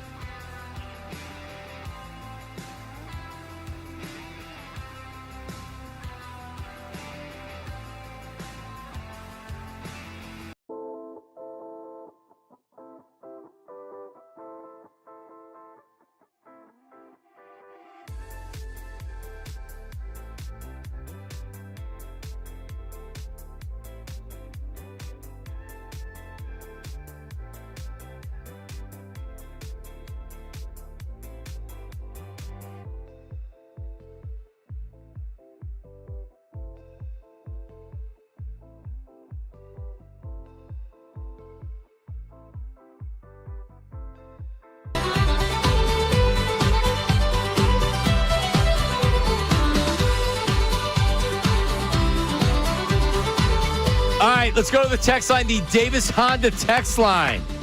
Hoo-ah! I like this. Feel the Davis difference at Davis Honda in Burlington. Yeah, you get this is. I like this. Yeah, this is good. Did I send this that track? No. Oh, okay. This is good. Yeah, it's the live Happy St. Patrick's Day YouTube traditional Irish folk music. Well, I thought that's what it was. I was going to say I love that. folk music. Yeah. Irish Yeah. folk music is my favorite. Feels All like right. you're sitting in a pub about to have a Guinness. All right, so let's send. We have a voice text. Here it is. Malachi O'Malley, lads. I'm from Ireland. I'm a soap maker. John and Sean, gather around now. Top of the morning to ya. I just checked the injury report at the end of the rainbow. What did I find? Not a pot of gold, no. Just Joel Embiid in street clothes again. The lad's got more rest days than a sleepy Irish settler. At this rate, I'll find me more pot of gold before Philly finds him in the lineup. Don't worry. He'll be right back, right after me next pint. Wow, that was good. Did he say, was he from Dublin? He just said Ireland. Oh. What was his name again? Malarkey O'Malley. Malarkey O'Malley checking in on the voice memo. How about that? You know, I have a friend from the neighborhood. His name is Seamus Malarkey. Really? Yes. Huh. Well, I just like the That's fact an Irish name. that we're getting some Irish people checking in from Ireland, giving their thoughts on Joel Embiid, having a good chuckle, a good yuck fest there too. We're big in Ireland. You didn't know that. Hasselhoff was big in Germany. We're big in Ireland. Oh, by the way, no Joel Embiid tonight. I don't know if anybody thought he was going to play against the Denver Nuggets, but yeah. Well, he ducks Jokic every time. So, what do you think that number is, John Marks? Nuggets are 7.5-point road favorites. More? Oh, double that, bro. Well, I guess Maxi's not playing. Yeah, nobody's playing. 15.5. Who else is not playing? I forget. Oubre, Maxey, Paul George, Joel Embiid. All right, so just Oubre's out as well. So what is it? It's 15.5. Holy cow. Yeah, no, but it's on the road. I was thinking it's home. It's on the road. Oh, yeah, 15.5. Sure. Take the Nuggets. Yeah, take the Nuggets. That's an easy one. Take the Nuggets. Yep. All right. So what's the text that Bryce Harper is a bad teammate? Yeah, we got Scott from York here. He has become a bad teammate, even though he's a borderline Hall of Famer. The contract is not going to age well, and Father Time is undefeated. Why is he a bad teammate? I guess because the way through this text came right after we were talking about the protection in the lineup. So I'm assuming it's the throwing the teammate under the bus. Well, I mean, okay. I think that's fair. Maybe that was more about Castellanos, but the reality is it's him passing the blame off to something else other than himself. Sure, you didn't have a great cleanup hitter hitting behind you, but now you don't have that excuse. All right, because now if they're gonna bat you second. Now you have Schwarber hitting behind you, so now you're gonna have protection, and they're not gonna throw you strikes unless he's got to be patient at the plate. If you look at Kyle Schwarber's approach, right, he has no problem taking a walk. Right, look at his on-base percentage. No problem taking a walk. That doesn't take away from his power numbers. That doesn't take away from his production. He led the league in RBIs, right?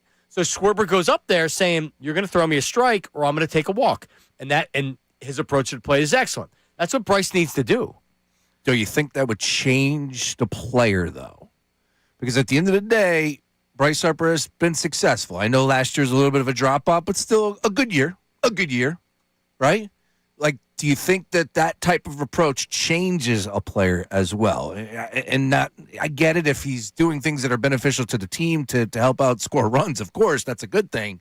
But you're sacrificing what you're getting in return as far as power numbers or the potential what you could get in return for Bryce Harper. Just a question. No, I need him to make adjustments. It's a game of adjustments. It is. Are you sure about baseball? He can't keep doing the same thing he's doing because they will not. Remember for a while, I don't know how long ago, that he was having problems catching up to the fastball. I think because his back was banged up a little bit. But guys were throwing fastballs by him, and they were openly saying, "I'm throwing you a fastball, and you're not going to catch that." And maybe that was injury. Maybe that was just he was going through a little something. But if you're sitting dead red on a fastball, major league players like Bryce Harper shouldn't miss. Yeah. Even if they're throwing 100 miles an hour. Schwarber's approach at the plate is, I'm going to sit on a fastball. If you don't throw it, you are going to walk me. If it's a 3-1 count, I am going to make sure you throw me a fastball or I'm not going to swing and I'm going to take the walk. I think Bryce did more of that earlier in his career. If you look at his walk numbers, he always walked more. It's gone down and down and down, and it's went down as he's swinging at more balls. He's not as patient at the plate. And to your point, he's never been Kyle Schwarber at the plate, but he's never done what he's doing right now. I don't know, man. He's got to change something. Well, he's loosening up. He's telling jokes down there. Oh, apparently he said to Aaron Judge, because Judge said that he was taking cuts in front of a mirror. Think about that, in the hotel room before he went down to the game, and Harper interjected, quote, "You don't talk into the microphone in front of a mirror before you come here? I mean, come on, man." Of course you do. Yeah. I like it. Another texter on the Schwarber-Harper dynamic here. They won when they brought Schwarber in 2022. Harper's just your average ball player that's a hot dog, and Philly does his Philly thing. Does it embrace a hot dog, whether they're great or not? Yeah, he's an above-average player. Is he elite, Ray? I mean, that's only Bryce Harper knows that. I mean, only Bryce could tell you the answer to that. Well, you know what? Let me pull this up real quick, because we could all yuck it up and have fun with what we're doing here. I get it.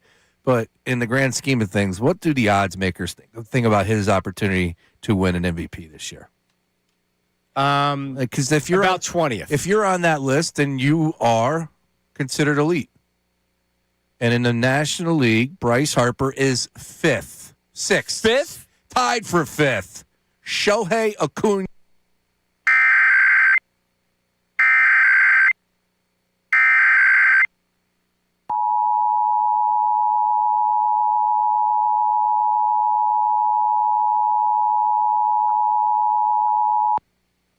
The civil authorities have issued a required monthly test for all of New Jersey beginning at 10:50 a.m. and ending at 12:50 p.m.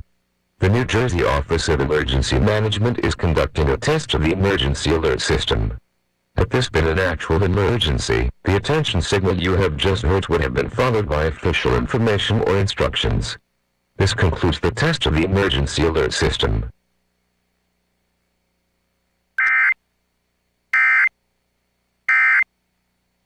Hey, man, everybody's going to line up. Oh, my guy D-Row, an apology when the Star Spangled Banner is playing loud tonight in Miami. Now, tonight's the night to drink and get hungover. Damn right. All right. It's a Tuesday. It's St. Patty's Day, baby. Mad Mike, go. How are you, buddy? Hey, how we doing today, guys? Hey. What's going on, Mike? Hey, happy St. Patrick's Day. Looking forward to Joel having more games not played than played because he's a bum fraud loser. There you go. Yeah, we all saw that. We actually saw that before everybody else. We talked about that yesterday, and then I don't think people saw it from us, but then it exploded on the timeline. The miss more games. So now he's going to have missed more games than he's played. Yeah, tonight. Exactly. Well, there you go, Mike. That's exactly what you want. John. Yep. John, I'm on your side with the whole wife thing. Like, first of all, shocking. I'm a sweatpants guy, and I go everywhere in sweatpants. My wife hates it, and I'm like, well, then just let me stay in the house. Stop sending me on errands.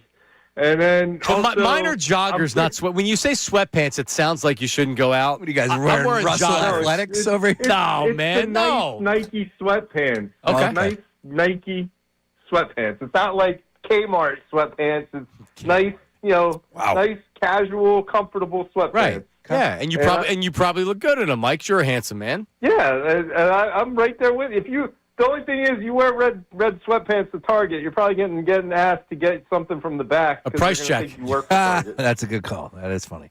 All right, man, Mike. So, and then the only other thing is, I agree with you. I'm pretty sure my wife hates me too, because she everything she says to me pretty much sounds like she doesn't like me. So I don't know. Maybe, I think we're all in the same boat with wives at that point. Yeah, I mean, listen, I'm sure she does hate you, Mike. I mean, you are Mad Mike after all. Mad Mike every day, I'm sure. Right. Yeah, dealing with him every day. Oh, you mean that's not just an act? No, I don't think it's all an act. I definitely don't believe so. Yes. The sun is shining a little too bright today, honey. I don't like it. Coming up, news at noon, Bruce Pearl. Oh, this guy's a star. John Calipari and Reggie Miller. News at noon with Ray Dunn is next. Middays with Marks, 97.5 The Fanatic. Now, on 97.5 The Fanatic Sports Update. WBC final tonight. I'm Ray Dunn with this Fanatic Sports Update. Team USA, Team Venezuela matchup tonight in the World Baseball Classic final after Team Venezuela took down Team Italy 4-2 last night. Aaron Nola going 4 innings, allowing just 1 earned run for Team Italy. Elsewhere in baseball today, Phillies have the Twins in Clearwater. Jesus Luzardo on the mound. Speaking of being on the mound, Jim Salisbury joined Kincade Salciunas this morning and talked about Zach Wheeler getting himself back out on the mound for the Phillies in spring training, facing live batters for the first time this week. He looked healthy, and I think the late life will come as he continues his ramp up. Main thing is he threw all his pitches, no health setbacks. He'll do another one tomorrow, and there's been no red flags.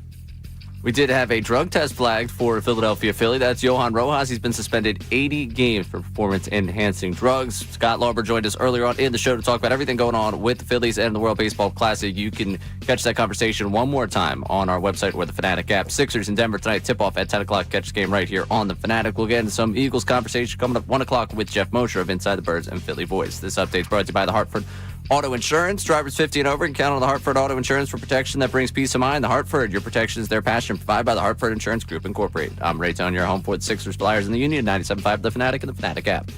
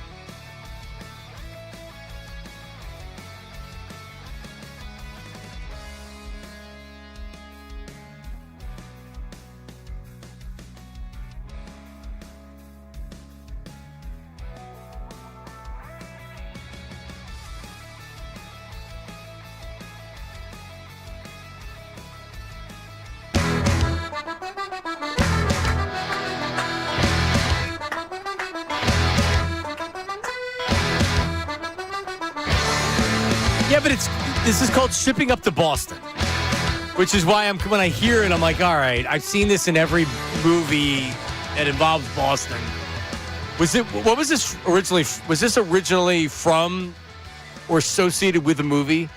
Was this Departed? Departed, yes. I was just This is a great scene. It was just Irish dance. I hurt my knee. Did you see that, Ray? I saw you start to dance. You an Irish jigger? Is that what they do? They're jigging? No. No? I'm not much of a jig guy. Well, that's the last time I'm going to jig. I just caught a boot in my kneecap. Yeah, what That are you hurt. doing? You have your cowboy boots on. That hurt. Oh, my buddy's daughters were just on the news the other day. They were doing it really well. I thought I could imitate. Yeah, I'm out of breath too now. You know who else was on the news not long ago? Herb. Really? Yeah, because he was buying lottery tickets. Huh? I just got a bunch of texts like, I just saw Herb on the news. Okay. It's not a surprise. So, yeah, it's like they were asking him, the poor local news reporter that's got to go out, and they're like, all right, Pat Gallen, you got to go out and you got to go in Northeast Philly and find people buying lottery tickets because the Powerball's over $1 billion. Damn right. It's good content. Pat had to do before he became a big sports star. What would you do if you won? Yeah, I don't play that.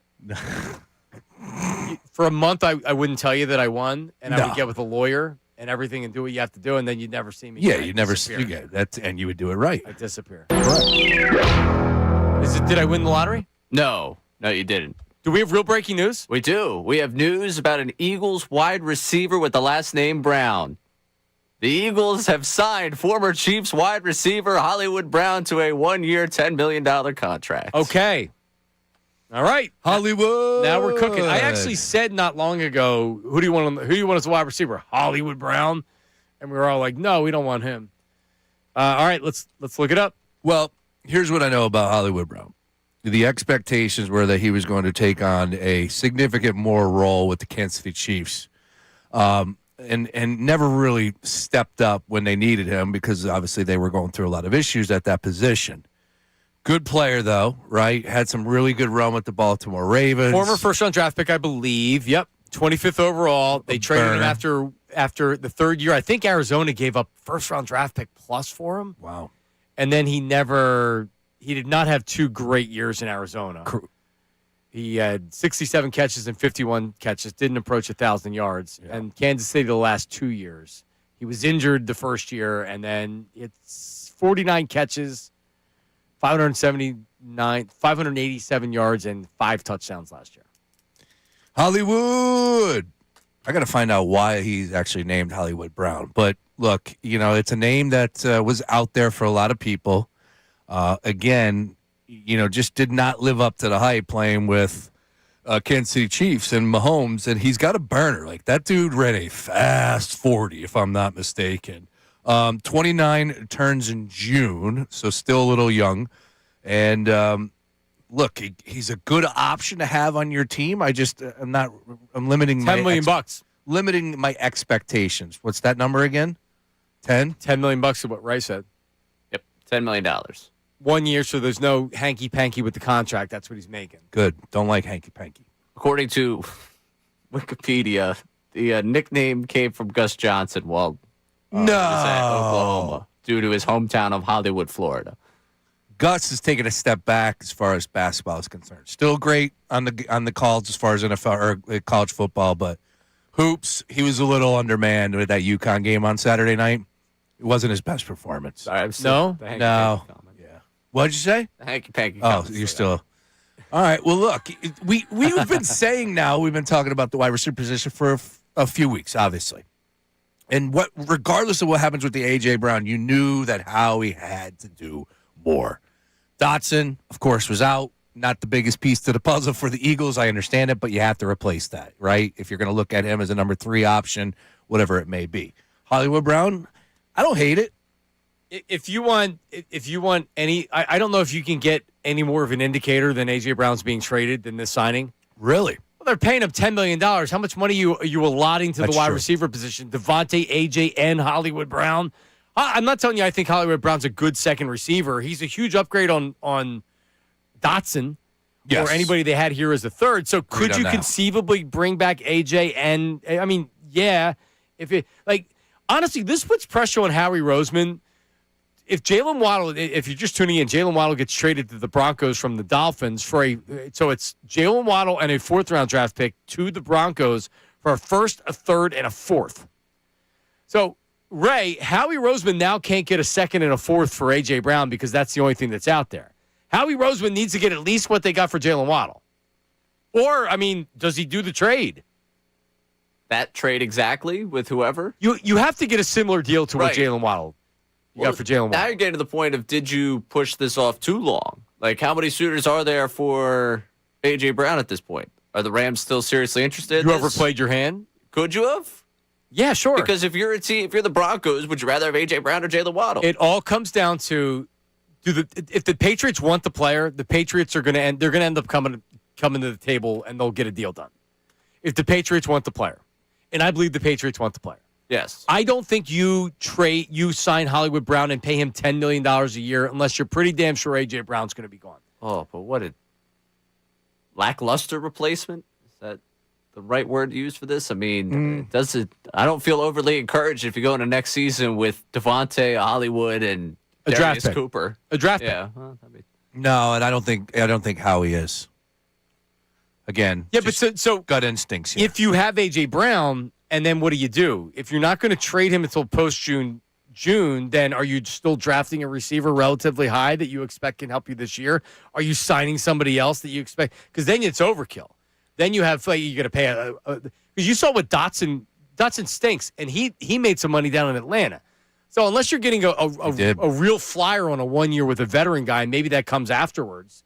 I just are they really going to pay Hollywood Brown $10 million? Devontae Smith is paid a lot of money. Yep. And A.J. Brown this year?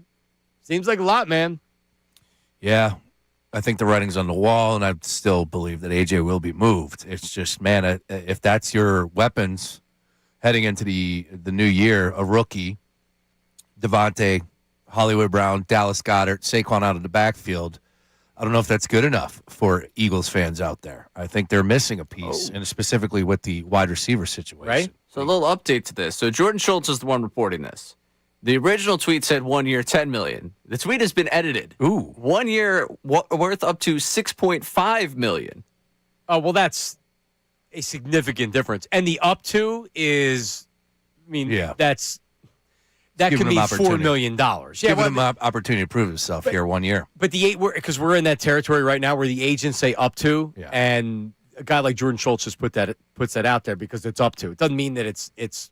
Well, yeah, to go from 1 for 10 to 1 to up to 6.5. So it could be $3 or $4 million. All right, well, this is making more sense. Now that makes me feel better. Yeah, that's a lot of money for what he was. Yeah, which is not much over the last couple of years. All right. Also, with all due respect, the nephew of Antonio Brown. Did you know that? I did not. I did not know that either. Maybe I did. He had the collarbone issue. Again, just going back off of what he was signed with the Kansas City Chiefs. We all remember Kansas City Chiefs were dealing with a ton. They had to replace Tyreek Hill. They couldn't do it. They had injuries, so on and so forth. Guys were their own worst enemy. He breaks his collarbone, unable to play in 24. Last year, did play in all games, but only was able to get 587 yards. He's a burner. He ran a 4.24 ERA. Listen to me. 40. I don't know what his ERA is. But really fast, could take 5'9". Yeah, that was another thing. Like just naked eye judgment, remembering Hollywood Brown on the field. It felt like he's a little thin, a little. He's like $160. I wouldn't say frail. I don't think frail's the right word, but a guy that you don't want to see get hit. Let's put it that way. But a burner's a burner. Yeah. So if he could take the top off, then he's doing his job. Does he work the middle of the field? I honestly haven't watched enough Hollywood Brown. He's in Arizona. I didn't see a lot of Arizona games. He's more on the outside, if I'm not mistaken. Yeah, burner down the sideline. With Mannion's offense, you hear a lot of middle of the field, middle of the field, middle of the field. Well, you need Devontae can be that guy, you need people on the outside too. Devontae's also, again, you don't want to say frail, but no. It seems like every time he catches the ball, he comes crashing down. I will say this: a lot of write-ups about a lot of teams targeting wide receivers and a lot of lists having Hollywood the number one option that's still available as far as free agency is concerned. Okay. But who else was available? Well, I'll just go to VikingsTerritory.com, and they need some help. Stephon Diggs is one of the names. Keenan Allen is one of the names. Deebo Samuel is one of the names. And Tyreek Hill is one of the names. Now, ultimately, a lot of those guys are going to cost a little bit more than Hollywood Brown. All right. So thumbs up. Great name. I mean, I'm going to hit you with the coward here. Yeah. I guess. Yeah. Thumbs probably right there in the middle of, it's not that much money. It's only 1 year. I can't get too bent out of shape over it, but I don't think it solves your problem. It makes more sense as a third receiver. Yes, I'll go with that. Right? If he's your second receiver, I don't know if your wide receiver is good enough. Unless you draft somebody or you have a Howie value signing. Yeah. And I don't know what that would be. And that would be, by the time we get to the end of the offseason, I don't think I'd feel encouraged. It'd be like, oh, yeah, by October, wow, Ray, you were an idiot for being worried about this. But I would not feel overly encouraged by whatever they do. Keenan Allen everybody believes he's going back to the Chargers, and he's going to wait because I don't think he wants to do, I mean, I don't know this, but maybe he doesn't want to do off-season stuff or whatever. So he's thought to go back to the Chargers. And at this point, the longer you wait, especially with the uncertainty of A.J. Brown, you can't get caught with one wide receiver and then be like, oh, crap, we don't have anybody else. Because if A.J.'s not on the team, it was Devontae and then Darius Cooper. Yeah. That ain't good. You need better than that. If we're putting a Hollywood sign up around the city, where are we putting it? It's going to be South Philly, or do we go down by, where that ship used to be, Delaware Ave? Booshaloot? No. Well, on that road, the big ship, the big, that ship we shipped off, and they moved it away. Yeah. What was that? The USS, whatever it was. It's gone. It's the Jersey? Ghost. Is it the SS Minnow? Yeah, it's gone. It's out there. I think they moved that down in the Caribbean and they sunk it. And did they really? I thought that's what they were doing, right? Because there was a video of it being guided down the Atlantic by some tugboats. I thought that was the case. Anyways. Hollywood, bro. So, welcome to Philly. Christian Kirk signed with the Niners, and that was, I believe, $6 million. So that took another one off the board. Well,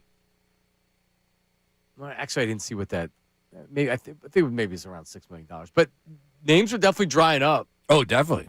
Yeah, now it's go time. I think it was a good move by Howie to get something done.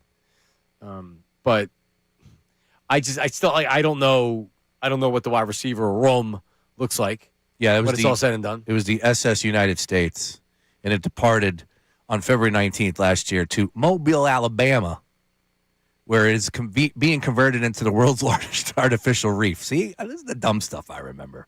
So they sunk it so it can be a reef. Yeah, think about that. That's a good look. Good living for those fish down there in Mobile, Alabama. Yeah, Mobile, Alabama needed a reef. That's what I guess. Hey, man, we get it. That's what I'm reading right here. Why? Yeah. Well, I don't know if it matters in the. They had to take that bad boy all around Jersey. I don't know if you need it in Delaware. Oh, but take it to the Jersey Shore. Jersey Shore. I could use a new reef to fish at. Come on. I'm not a marine biologist, so I don't know why they would do Mobile. Also, this reporting from Jordan Schultz, he's the only one that's got this right now. Well, he pays for it. Where's Schefter? Where's Rappaport? Well, the agent didn't give it to him. He gave it to Jordan Schultz. He pays for it. He gets gift cards. Is Hollywood Brown Starbucks gift cards he gives out? Is Hollywood Brown not enough for Shefty or for Rappaport to throw a bone in the reporting here? Albert Breer? Like, where are you guys? Well, you can't walk back the breaking news sounder right now, Ray. We're in. I'm just saying. Even though he walked back the contract numbers. Oh, yeah, I reported them to not start. you. No, I'm talking about Jordan Schultz. Yeah, Schultz. I'm just saying I'm waiting for the secondary reporting here. Right, like what's the real number? There's just none of them doing this. Juwan Jennings still available. Sean, I know he's your guy. That's my guy. But the Niners are doing everything they can to not re-sign him. Seems like it. And I can't imagine he's going to make that much money. I didn't want Debo. He's still available out there. Tyreek, no. No, because Tyreek's still in. You're not going to bring Tyreek in. No, I know. That's one of my biggest. Where are you? Tyreek Hill. No shot. No shot? No. Okay, so based on his past and his history, correct. I agree with you. Yeah. Like I had a proclamation two whatever seasons it was with fantasy because he was still regarded as a number 1, number 2, number 3 pick, whatever. And I go, I'm gonna pass on Tyreek Hill because he's going to end up racing some dude, some streamer, and pop a hamstring or end up in jail.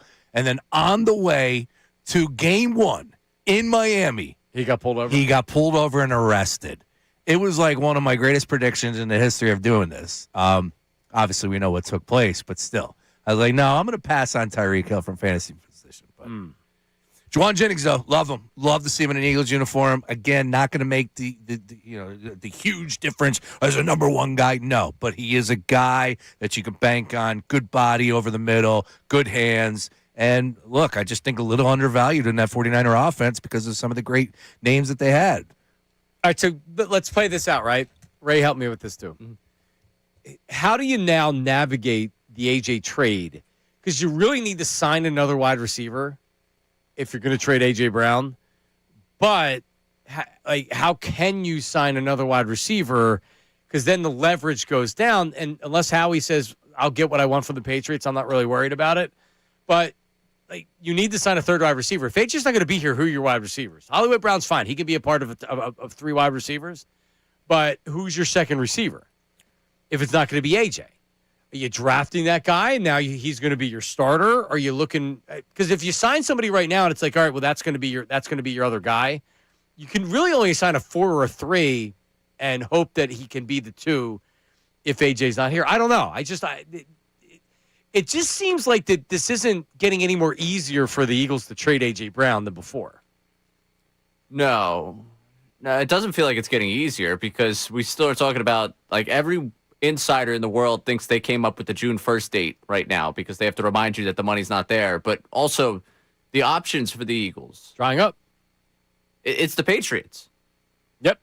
Like, we got 12 hours of feeling like the Broncos were a possibility before that wasn't a possibility anymore. We didn't even get a chance to play the sound. No. Yeah, and they exactly. made a trade for Waddle. And the Rams were there for the weekend, but they weren't really there for the weekend. They were there just in talking points on a Friday afternoon only. Like, and the Bills were there until they went and got DJ Moore. Like, it just seems like everyone's like, all right, yeah, Howie, you go look for what you want. He overplayed his hand and teams are moving on. They probably know this whole A.J. Brown, Mike Vrabel thing probably isn't an overplayed thing. It's probably the reality. Or, right, you said it. Or he didn't want to go to Denver.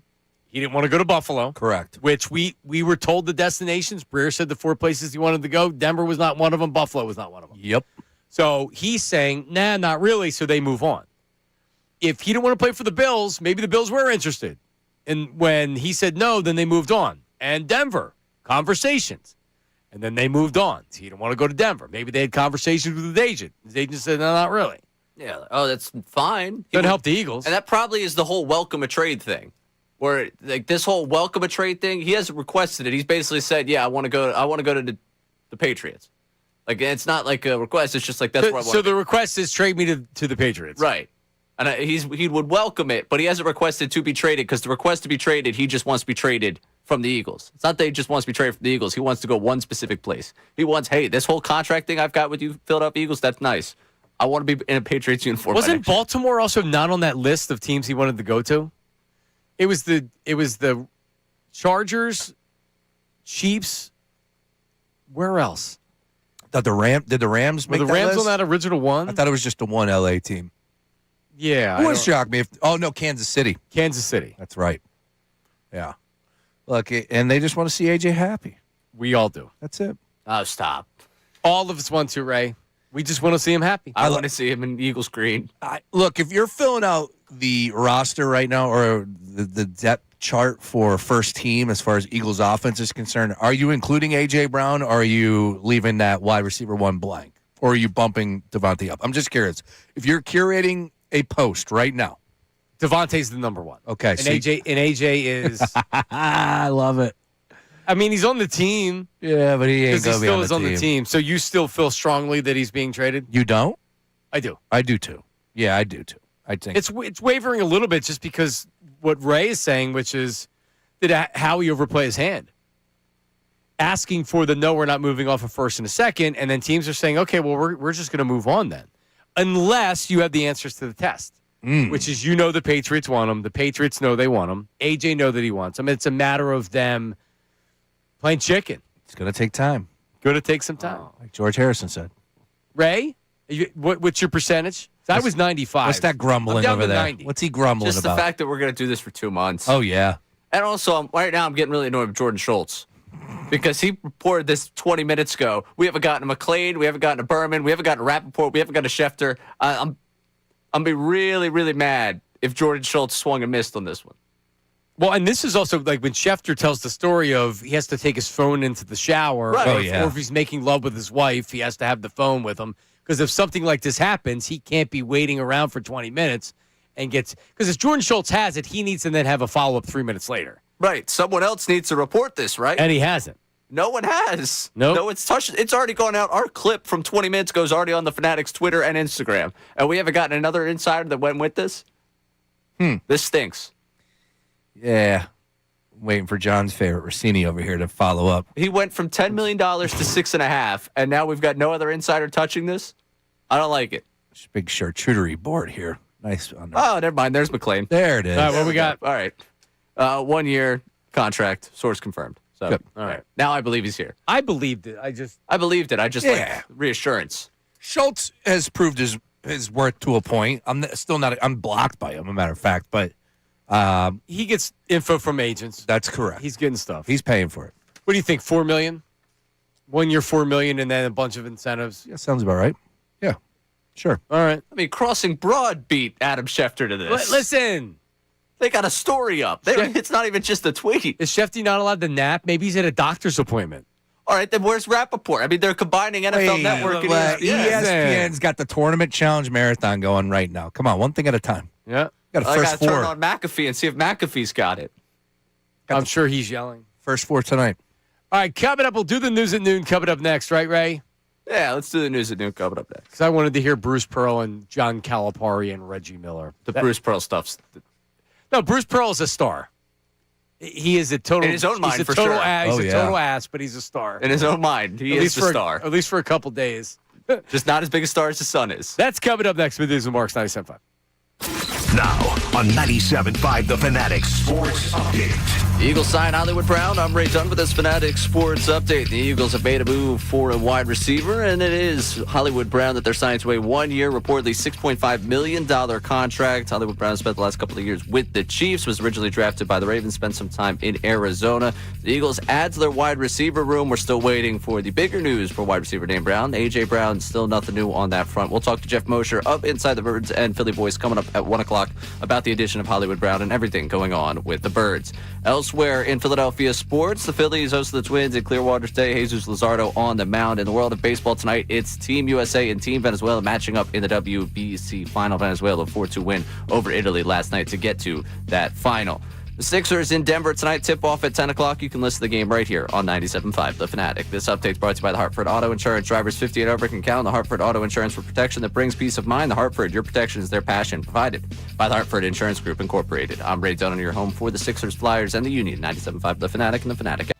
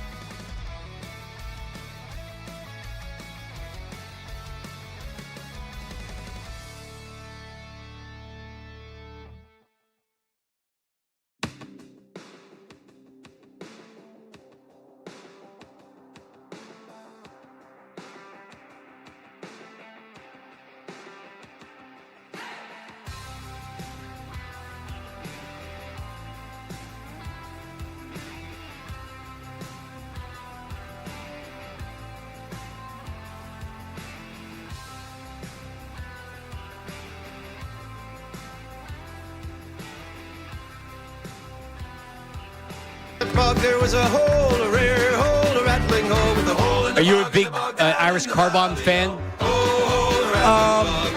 Sure, but not like Recently? not these days. Yeah. Yeah, I'm retired. Yeah. Man, it's a shame. I got a little tickle in my throat, a little hurting. I could muster up some energy if I was not feeling down and feeling like I'm coming down with something. For tonight, USA, St. Patty's Day, like there's a lot going on tonight to get me out of the house on a Tuesday. All right. But you're not going to? No, I feel it in my throat. I felt it last night. And this little tickle, this little twang right there. So, and it's smart. We got a big weekend. I got Thursday. We're Parks on Friday. Yeah. Parks on Friday, Parks on Saturday. Yep. I'm trying to go to the games on Sunday, but here's my fear, Ray. You ready for this one? UConn and UCLA on Sunday is going to drive that price up pretty good, huh? Oh, you don't have tickets yet? No, because okay. I said, because it's in your best interest, not in my opinion.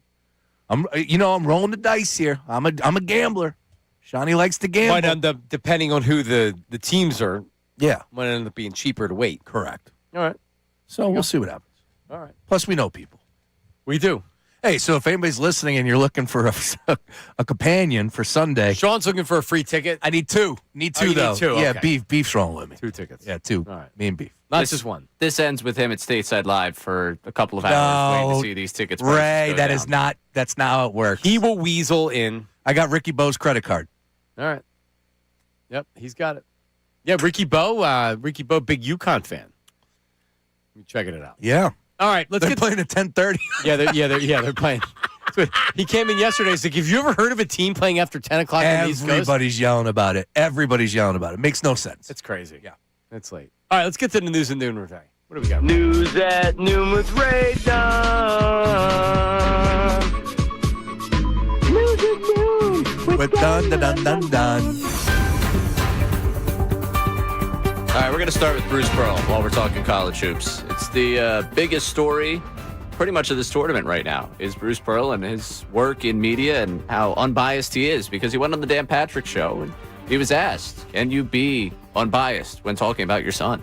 Can you look at Auburn objectively? Yes, I 100% can.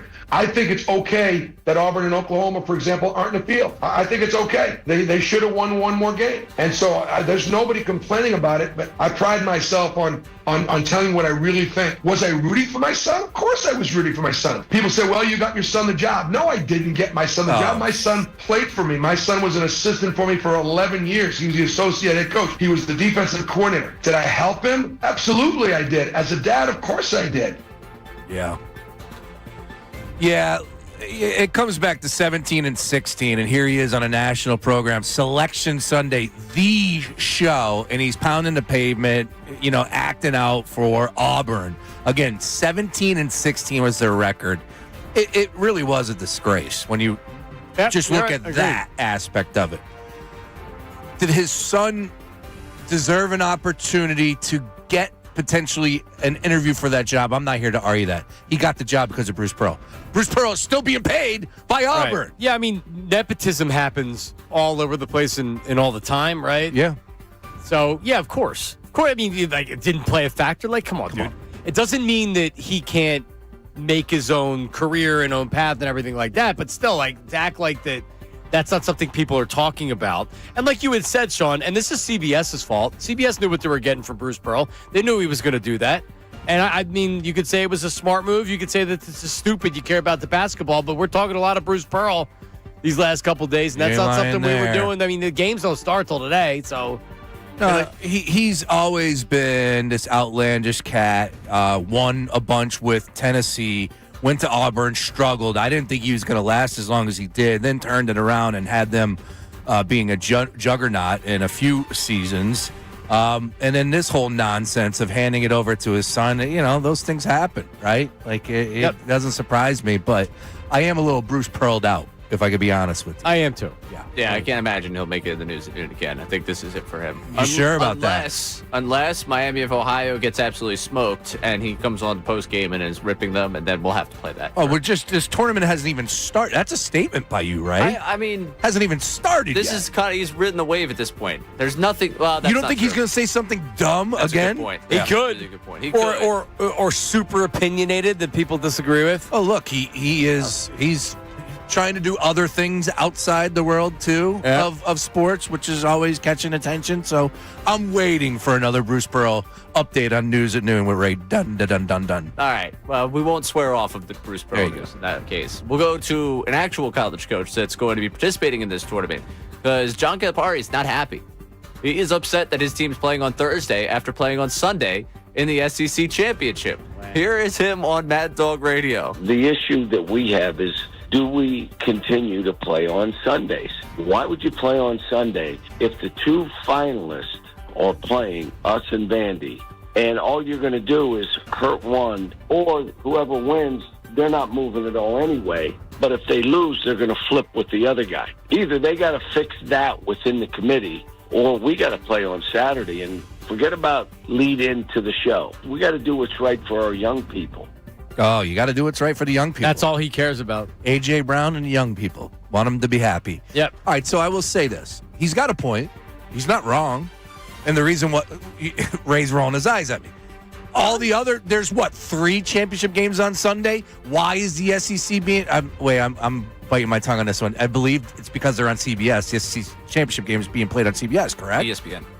Ah, damn. All right, so it's that not didn't, leading yeah, into the selection that didn't show. fit my argument there. I caught myself, though. I did catch myself. It was a good field. But why not play them all on Saturday, right? And you give everybody off on that Sunday because it did catch my attention. He just won. They blow out Vandy, and dude was in his living room doing an interview on the Selection Sunday show. I was impressed with that. I was. I don't know. Maybe just bump all the games to Saturday. Let's open it up. You gotta do right for the kids. All right. Well, then or you shut guys up. Try and make the TV schedule for that one. Yeah. No. Put me in charge, baby. Or just play on Thursday and be quiet.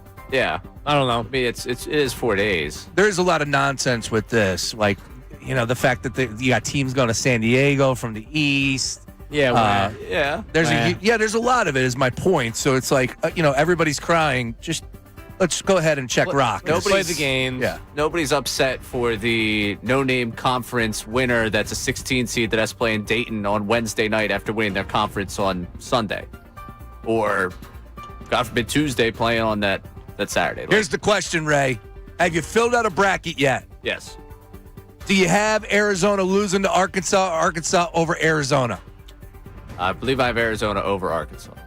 Same. Yeah. John Marks, did you fill out a bracket? No. Are you going to? No. Awesome. I mean, so I could fill out. People always get mad when I say I don't fill out the bracket. I don't know anything about these teams. Doesn't matter. No, I know, but I've seen this in the last 24 hours because sports radio has been a big topic, and I still see Johnny Marks doesn't even know who this player is because he doesn't know anything about sports. Hey, let me tell you something. All right, I saw this. Well, they don't know anything about the players on the Sacramento Kings or this Western Conference players.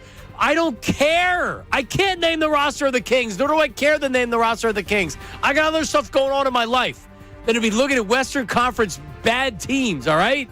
So, no, I don't fill out a stupid bracket because I don't know anything about the teams. So you want me to just blindly pick a 5 against a 12? Oh, well, that 12 is going to win right there. For what? To make you feel better?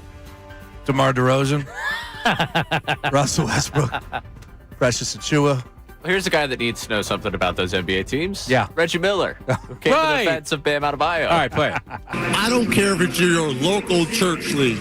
You get a chance to go for history, you go for it. And I'm so tired of all these podcasters and all these guys that never played the game talking about all the sanctity and they ruin basketball. I do not care. 83 is 83. And for Coach Spoelstra and for Bam to be getting a lot of hate from this, your hate is misdirected. All right, so coming up, thank you, Reggie Miller. Coming up, your chance to win the 76ers tickets and a spot in the knockout tournament. We're going to play rapid fire. And I have a question for you. Top 5 trades made by Howie Roseman. If you get a correct answer, you qualify. And then we'll pick from the correct answers. Top 5 trades made by Howie Roseman. It's simple. You call 610-632-0975. If you get a correct answer, you qualify to get the tickets and the spot in the knockout tournament. That's coming up next. Middays with Marks, 97.5 The Fanatic. Hey, let's talk about what we're doing. Oh, man, it's for the opener. Let's go. Phillies opener, we're going to be myself, Sean, Ray Dunn. Opening day pregame live broadcast at Maggie's Waterfront Cafe in the Great Northeast. That's Thursday, March 26th, 10 a to 2 p. And, man, we're hoping for warm weather, but baseball is going to be back, and there's no better place to start the season grabbing an ice-cold Corona right on the river and having fun. So check it out. $5 Corona Light drafts, $4 Corona extra bottles. Plus, we're giving away Phillies tickets to a future home game and limited edition 97.5 The Fanatic opening day T-shirts while supplies last. And we're building the hype early with opening day pep rallies powered by Corona. March 19th, Goshen Beverage in Westchester. March 20th, Super Value Beverage in Warminster. And March 21st at Moore Beverage in Philadelphia. That's all 4 to 6 p.m. Corona, the official cerveza of Major League Baseball. Limes in, play ball. You must be 21 or older. Please drink responsibly. The Flyers are slow.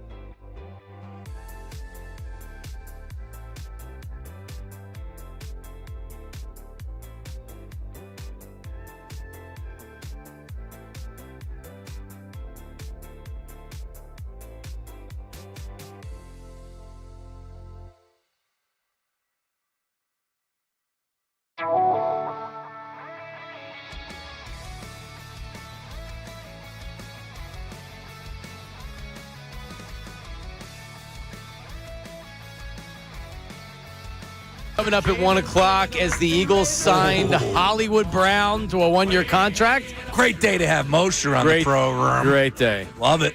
What does it mean for A.J. Brown? Does this mean that takes a little bit of heat off of trading A.J. in case they can't get a deal done? I'm looking at it the other way. Or he gets the deal done. Well, I mean, you can still fit it in because it's probably like a $4 million contract. Yeah. But anyway, we'll talk to Mosher about that. But right now, and there's a reason why we bring this up, and it's one of the answers. But the top 5 trades in the Howie Roseman era, according to something, all right? So, 610-632-0975. You're playing for a spot in the knockout tournament and a pair of tickets to the 76ers and Bulls. You can get single-game tickets today at Sixers.com. That could be the Paul George return game. Who knows? That game could actually mean something because the Sixers are making a little bit of a surge here, trying to get back to being the number 6 seed. All right, so give me some music there, Ray Dunn. We're going to play Rapid Fire. So line up on the phone line, 610-632-0975. If you get a correct answer, you will qualify. And then at the end of all the correct answers, we will select one at random, which I already have done, and then that person will win. Make sense, Sean? Oh, it makes perfect sense. Andy in Lambertville. Andy, top 5 trades by Howie Roseman. Give me one. Oh, I'm going to take the obvious. I'm going A.J. Brown. Trading for A.J. Brown is number 3 on this list right here. Correct. Wow, 3? Yep. All right, Andy, thank you. That was a great trade for A.J. Brown. I can't believe Kenny Pickett for Dorian Thompson-Robinson and a 5th-round pick is number 1 on that list. That could make the top 20, possibly. Nasib in Philly. Nasib, what's your answer? I'm going to go with trading for Darius Slay. Trading for Darius Slay is correct. Nice. And the reason why we did this, thank you, Nasib. All right, you qualify. Yeah, man, we talked about it yesterday. He's borderline Hall of Fame, 6-time Pro Bowl. Yeah, I had to think about it. Gut reaction. I kind of lean towards Slay, like being not so much in, but like making the fight for him a little bit more than not. Let's put it that way. Also, that happened on 3/19/20. The Eagles traded 3rd and a 5th-round pick to the Lions for Darius Slay. Yep, and he became their number 1 corner, and they went to 2 Super Bowls, and they won 1. He was a better corner with Detroit. He had a great career. He did. He did have a great career. Matt, and so we have 2 of them. Matt in the Lehigh Valley. Matt, what's your answer? Sam Bradford. Oh, Sam Bradford's a great answer, but it did not make this top 5 list, and this top 5 list is courtesy of ChatGPT. The first honorable mention. First-round draft pick for a guy that was a deer in the headlight. Oh, man. All right. Sammy Sleeves. Top 5 trades by Howie Roseman. We have D. Wayne in Philly. D. Wayne, what's your answer? Trading Carson Wentz for the Colts. Trading Carson Wentz for the Colts is an amazing answer. It did not make the list, though. Incorrect. Well, they got a 1st and 3rd back for that. They did. 610-632-0975. Got a couple more here. So far, trade for A.J. Brown, that's number 3. Trade for Darius Slay, number 5. We may not get all 5. We're depending on time here, Ray. All right. Rafis in Northeast Philly. Rafis, what's your answer? I'm going to say Terrell Owens back in 04. So that was not Howie Roseman, so that would be incorrect. These are Howie Roseman only. Bruce in Wayne, Pennsylvania. Bruce, what's your answer? Jason Peters. Jason Peters also was not a Howie Roseman pick. So that would be incorrect. These are Howie Roseman era only. So that would be, I suppose, after Andy Reid left is when the cutoff would be, right? Andy Reid was in charge until Andy Reid left. I think if I can help people out, I think there's one guy on the defensive side of the ball that was a pretty good producer as far as getting after the quarterback. Remember, this is ChatGPT. It's not necessarily supposed to make sense. Colin in Huntington Valley. Colin. Love that. I hope it wasn't said yet, but if it was, I apologize. I'm going Jay Ajayi. Jay Ajayi is not only not on the list, it's not on the honorable mention either. Oh, wow. Not considered a top trade by Howie Roseman. Dwayne in Philly. Dwayne. Darren Sproles. Darren Sproles also not making the list. Let me drop some hints right here. His name has already been mentioned, but the particular trade he was mentioned for was incorrect. Does that help you? No. Does it help you, Ray? It does. Oh, okay. All right. Mark in Norwood. Doesn't shock me on that either. Mark. I'm going to go with Darius Slay. Darius Slay already mentioned, but you were probably dialing for that. He did make the list. 610-632-0975. Ray, we're getting up against it. All right? Jimmy in Southwest Philly. Jimmy. Hey, the trade to move up to get Cooper DeJean. Oh, man. You know what? It didn't make the list, but it should have. Wow. Incorrect. All right, I'm going to give you some hints. ChatGPT doing us wrong there. One is also a draft trade-up. Okay. It would not have made my list. And another one is a draft trade-up. The defensive side of the ball, players? No. Really? Let's go to Tyreek, Northeast Philly. Tyreek. Oh, he's not there. 610-632-0975. A lot of people dialing, including Gary in New Jersey. Gary, do you have an answer? How about trading up to get Carson Wentz? Trading up to get Carson Wentz is number one on the list. Ah, all right. That makes sense. Congratulations. Hang on. All right. So one's got to, I mean, I don't think that's number one.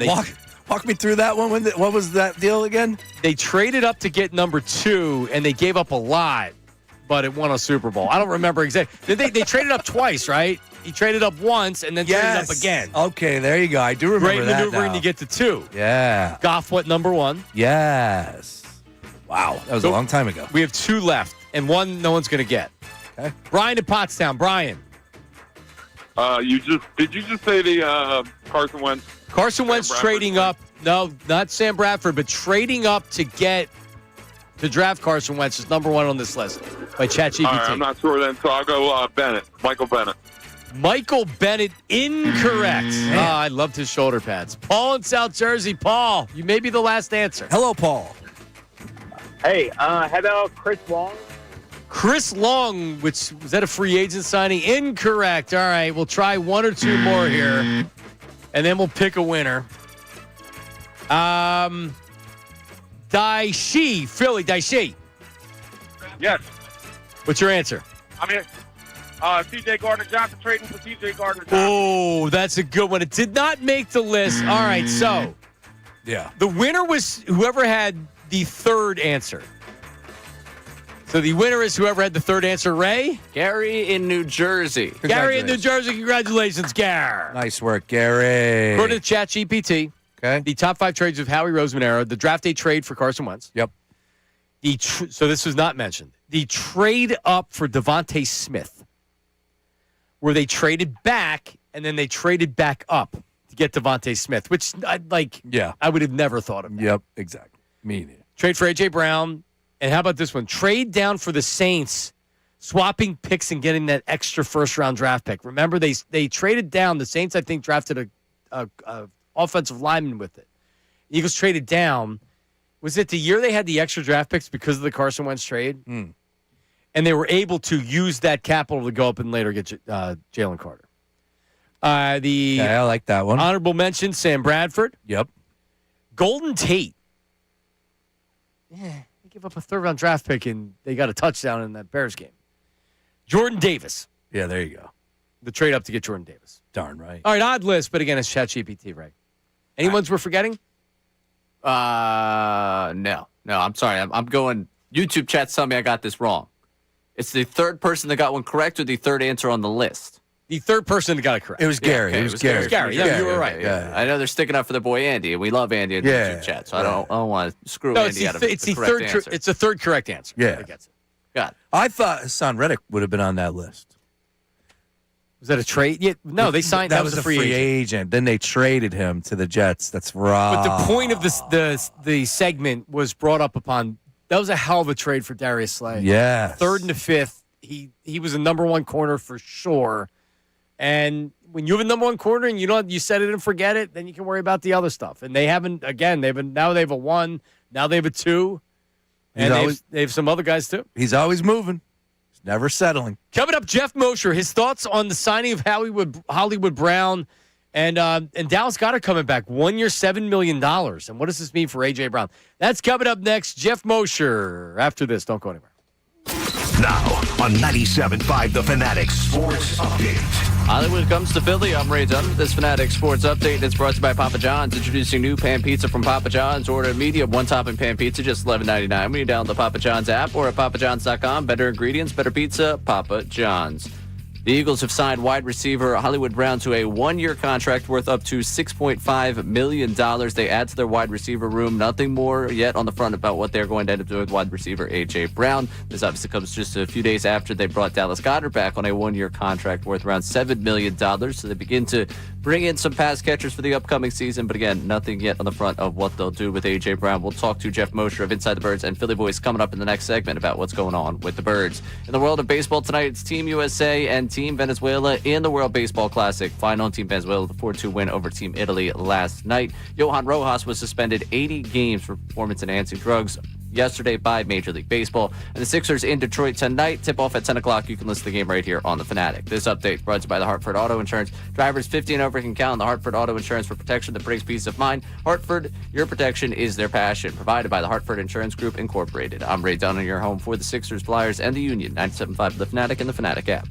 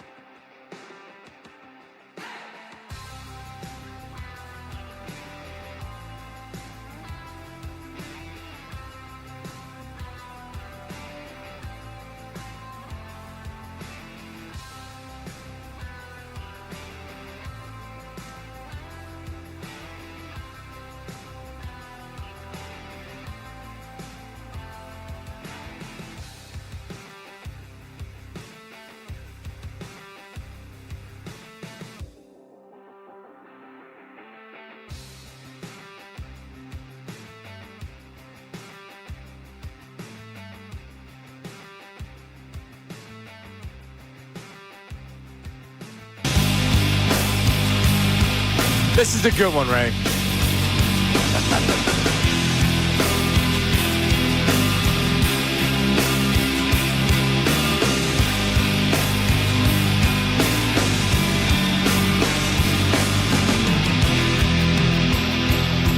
This is a good song altogether. Here it comes. All right, we're back. Happy St. Patrick's Day. Hey! It is Middays with Mark, Sean Brace, Ray Dunn. We'll get to some phone calls coming up in a little bit, but big Eagles news today as they filled the wide receiver room with at least one name, Hollywood Brown. Hollywood. Most recently with the Chiefs, signed to a one-year contract by the Eagles. To discuss that and much, much more, from Inside the Birds and Philly Voice is the great Jeff Mosher. What's going on, Mosh? What's up, fellas? What is up? Are you celebrating St. Patrick's Day? Not that busy, man. Drinking Guinness and stuff? Celebrating it by working. Gotcha. Yeah, us too. All right, Hollywood. Just like you guys. Hollywood Brown, what's your initial thoughts on the signing? Yeah, it's funny. About 20 minutes before the report came out, I had just put up a story on Philly Voice, which was called the best available free agent wide receivers left for the Eagles. And, he was actually one of the names on the list. So ironically, it's done. But, if you look at the Eagles situation, guys, even let's say A.J. Brown's on the team. You got A.J. Brown, Devontae Smith. Who else did you have from depth after that with Jahan Dotson to the Falcons and not really being a productive guy for the Eagles? I mean, you're looking at Darius Cooper, the rookie free agent from last year. You're looking at Johnny Wilson coming back from those injuries that he had in training camp last year, didn't even play.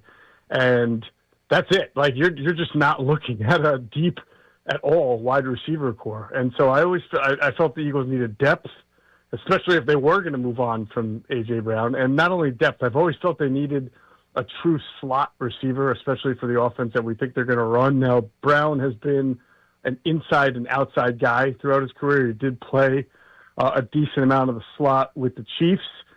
So if that's what they have in mind for him, I think that would be good. I think the Eagles have kind of got by the last few years on having what you call Z receiver. Like Jahan Dotson's not really a true slot. Quez Watkins was never a true slot. So they've gotten by on it. But I really think that they need to get back to having a true slot receiver, someone who makes their living over the middle of the field. I'm not sure Marquise Brown, he's definitely the guy, but he has played more in the slot recently over the last few years of his career than earlier in his career. So yeah.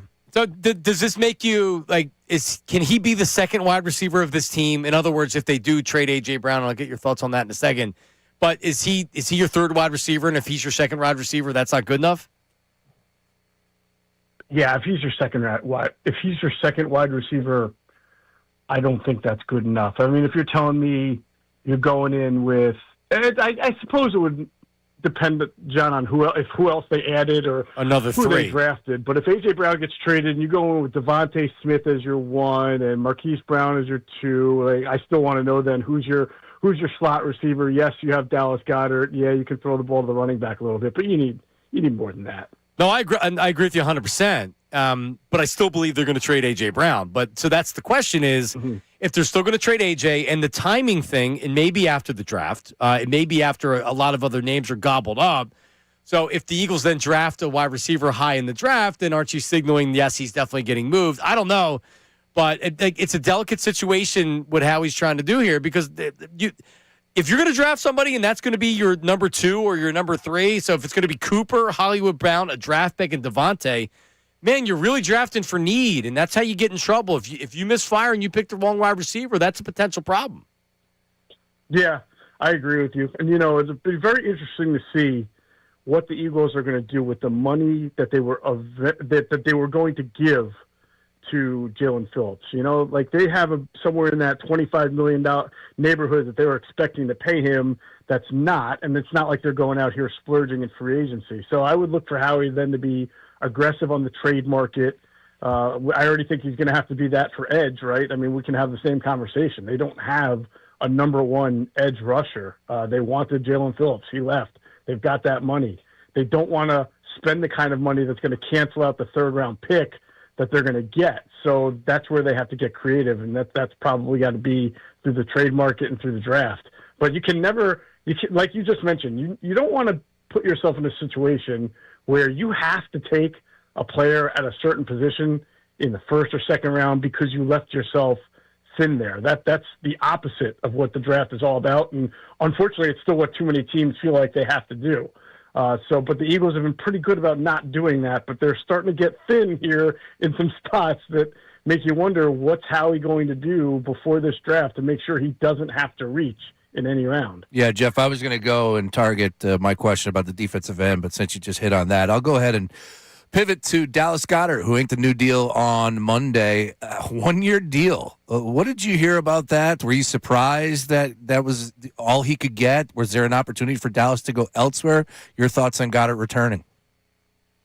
Yeah, I'm sure there were opportunities to go elsewhere. I know that Andrew DeCecco, who's a reporter for us at Inside the Birds, always on your station, he came back from the Combine thinking that, and a lot of people did, that, it was going to be an interesting market for Dallas Goedert. But that's the thing. Sometimes when it all starts and the money starts going, certain markets just don't hit the way you think that they're going to hit or people in the league think they're going to hit. And tight end is that market. I mean, I believe David Njoku right now is still unsigned. Mm-hmm. Jonnu Smith still unsigned. And Darren Waller, I can understand why he's still unsigned, but he has been a productive guy in this league. And for whatever reason, the tight end market did not jump and move like maybe Dallas Goedert was hoping it would be, where he'd get like a 2 or 3 year deal, or at least, some guaranteed money in year 2.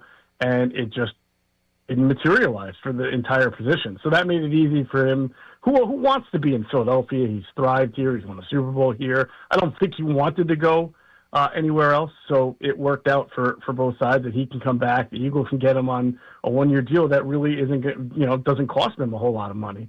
And I think he's really perfect for their offense. They absolutely needed him because none of their tight ends, not him, not Calcaterra, not who's the Johnny Munt, or even Latu, are going to be under contract in 2027.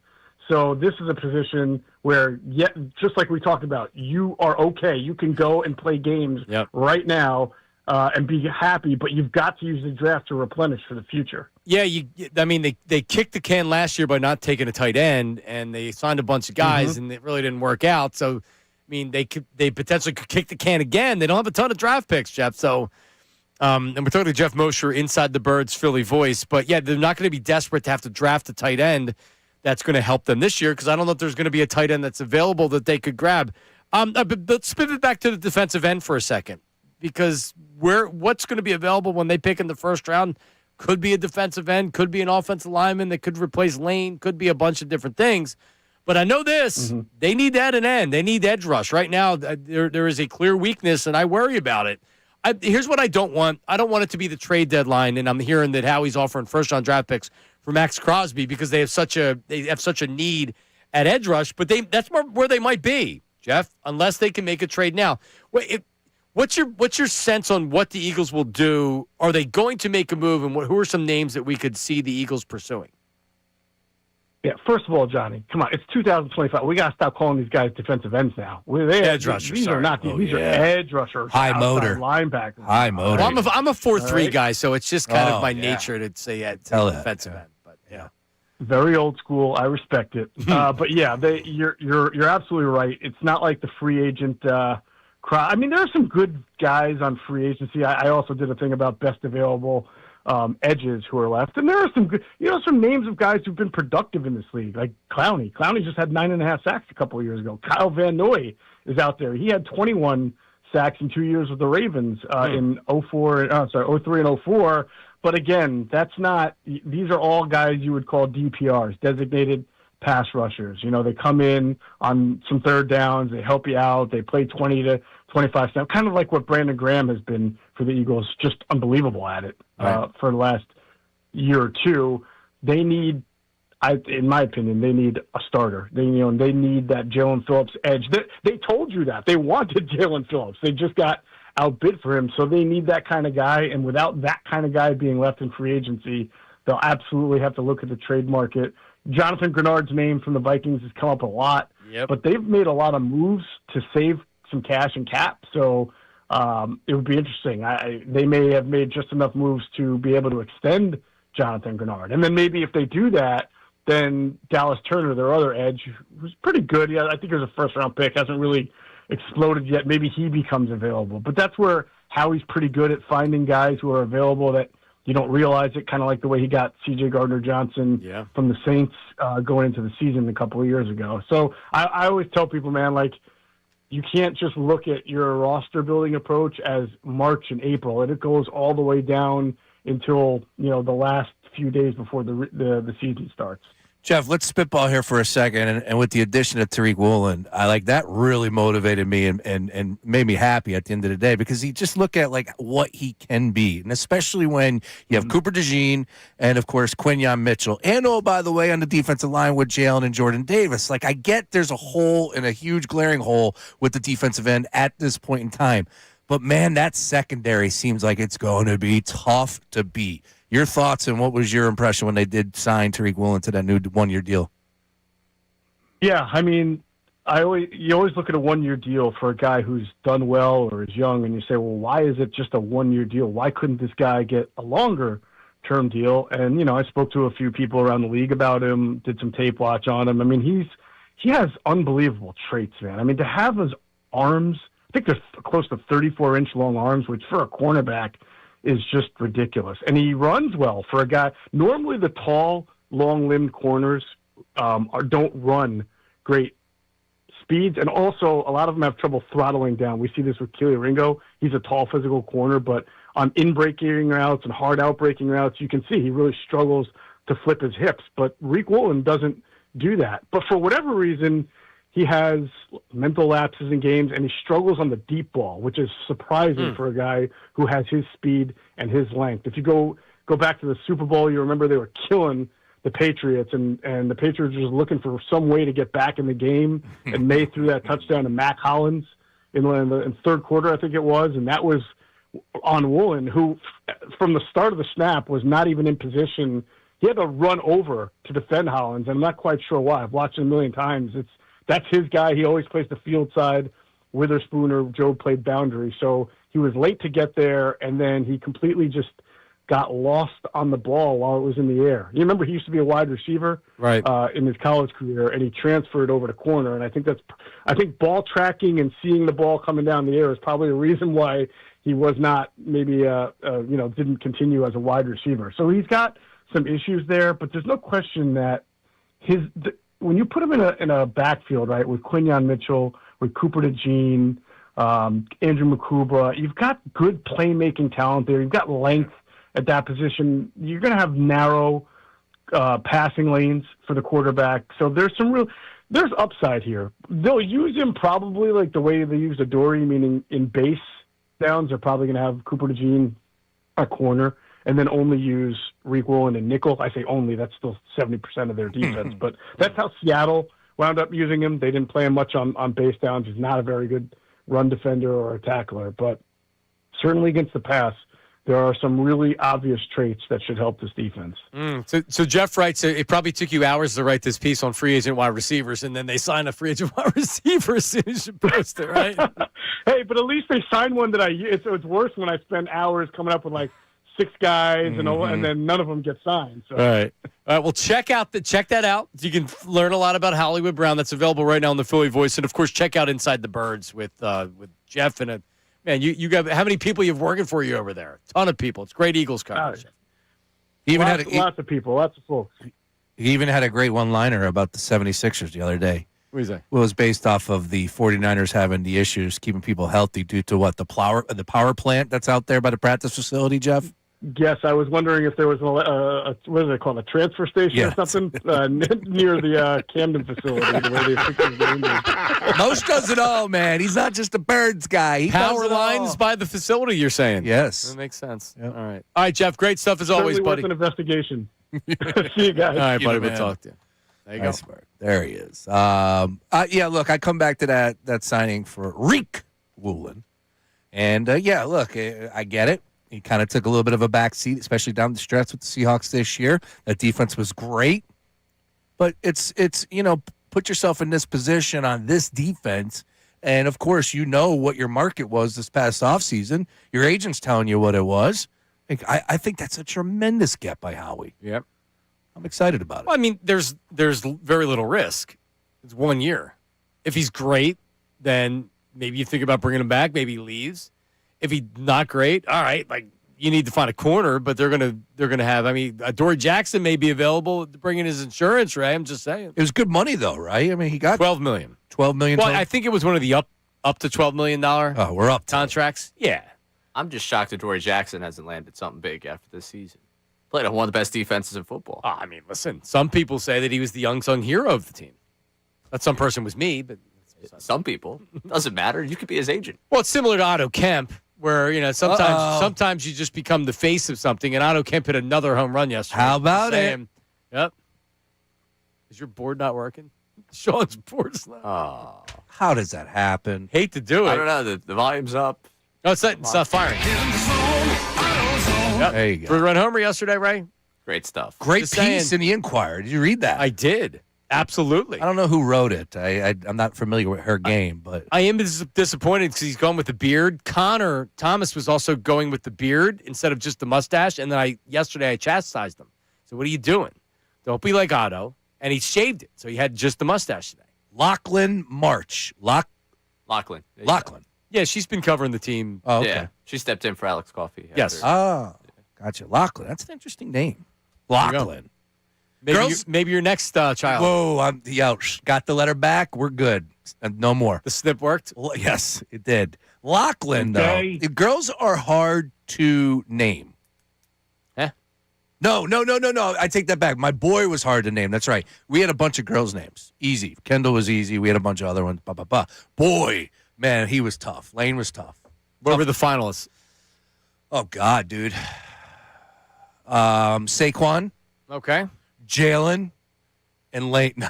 Lane. Honestly, I Chase. So my buddy Delco Steve and his fiance named their son after Cooper DeJean. Yes. And they're from Delaware County. Coop was a name that I liked before, like Cooper Flag and Cooper DeJean. I did like it. There's so many Coopers out there now. Yeah, that's the big name. And also, my buddy Kevin named his son after Carson Wentz. Ooh.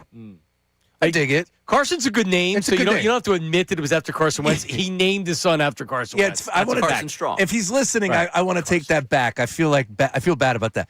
The fact that it's Carson Wentz, yeah, but Carson's a good name. Carson's a good name, perfectly fine, but it's just that Carson was Wentz. after Carson Wentz.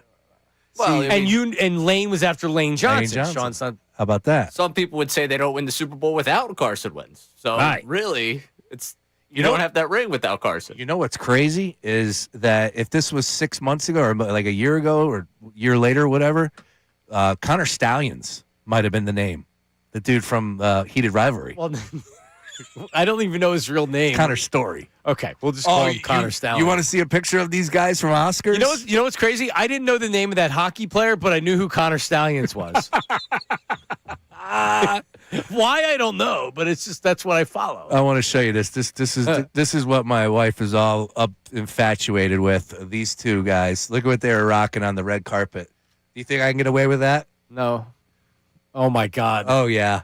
There you go. That's for the chat. So are they heterosexual in real life or this is the Russian dude on the left. That's Connor Story. This guy on the right, I forget. He's Canadian, or they might both be Canadian, whatever. But he's got a girl. He brought a girl with him. Now I question. You can be bisexual. Okay, yeah.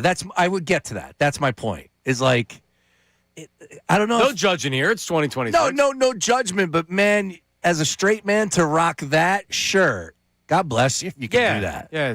Yep. Now she was going nuts. She's like, so for people that want to know, it's a mesh shirt. Yeah, it's a mesh shirt that you can see through. It's a black mesh shirt, and they're wearing like black dress pants and black shoes. This was the red carpet at the Oscars or an after Looks like party. he has some type of a cape on. Yeah, these dudes are killing it. And the other guy has a fur coat in his arm. Yeah. These dudes are killing it. Yeah. Like it's shame this didn't happen a month before Halloween because you could have dressed up. I would have dressed up just like Hudson Williams and Connor Story. There you go. That's the name. Yeah. All right. Ray, I know, was when he was talking about having a kid with this woman he met, he was saying Mekhi for Mekhi Becton. He's a big Mekhi Becton fan. Actually, I was gonna zag as everyone zigs. I was going Tyler Steen. Really underrated. Steen was gonna be the first name though. It's good. Steen done. I'll tell you what, Connor. It was a long Saturday. Connor's a good name. Hudson is a good name. So she did come at me with either one of those. Matt Nahagian's his second born, Hudson? Boston and Hudson. Yep. Huh. Former program director at the Fanatic. Yep. How about that? Ray, right now, if I said you're having a son, what's his name? What would you say? Ray Jr.? Probably Oh No would be the Oh, wow. Yeesh. Lodi. Oh, no. God, dude. Imagine how much he would squirm. Oh, man. Ray, well, he hears us talking. He's like, please, I don't want that. Dude. Ray, you're 25. You don't. No. I didn't get married till I was 36.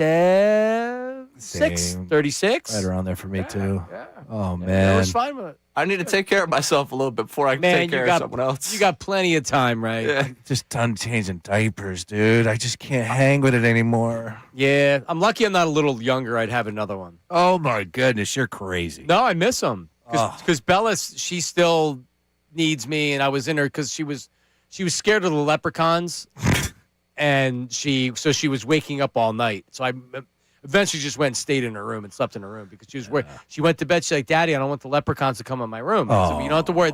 Leprechauns don't hurt anybody. I know they're naughty with what they do. There is that scary movie, Leprechaun. That thing would hurt anybody. Well, we didn't watch that last night. Okay, sorry.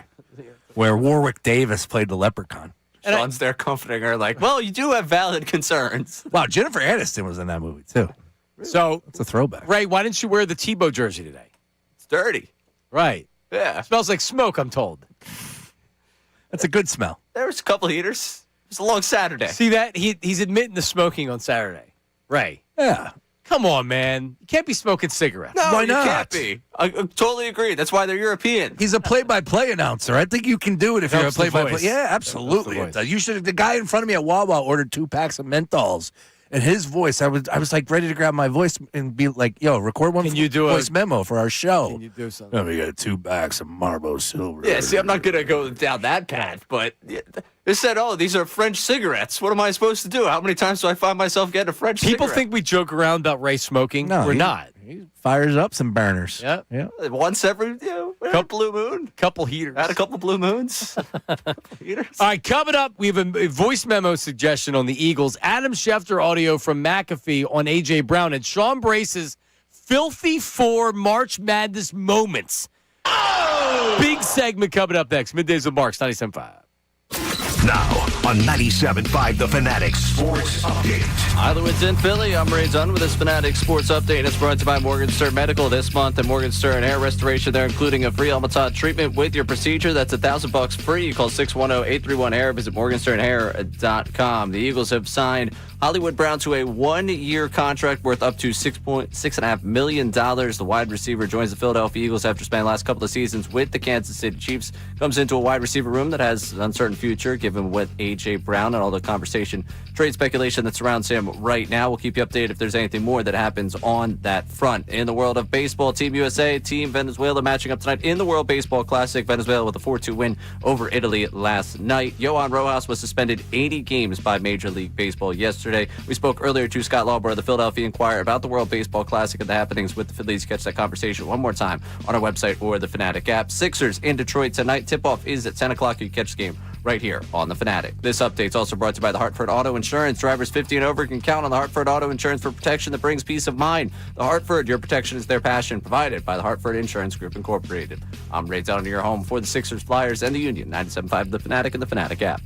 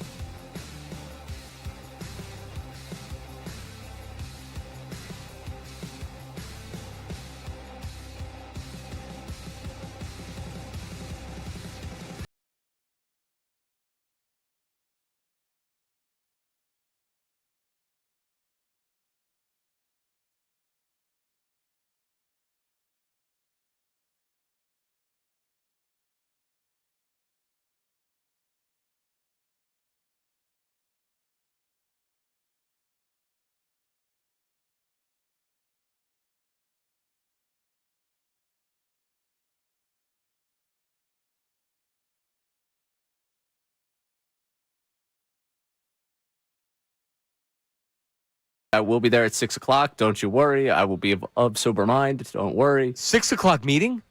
Well, when you have to have all the producers from the day parts on it. Oh, it's a producer. Yeah. Gotcha. All right. So, fortunately, we all get a chance to get together and talk. But, yeah, after that, there will be an Irish pub that will be finding me. Nice. I don't know which one. I believe it. I like that. Stay off the cigarettes tonight, Ray. I will. Thin Lizzy on the jukebox. I'm in.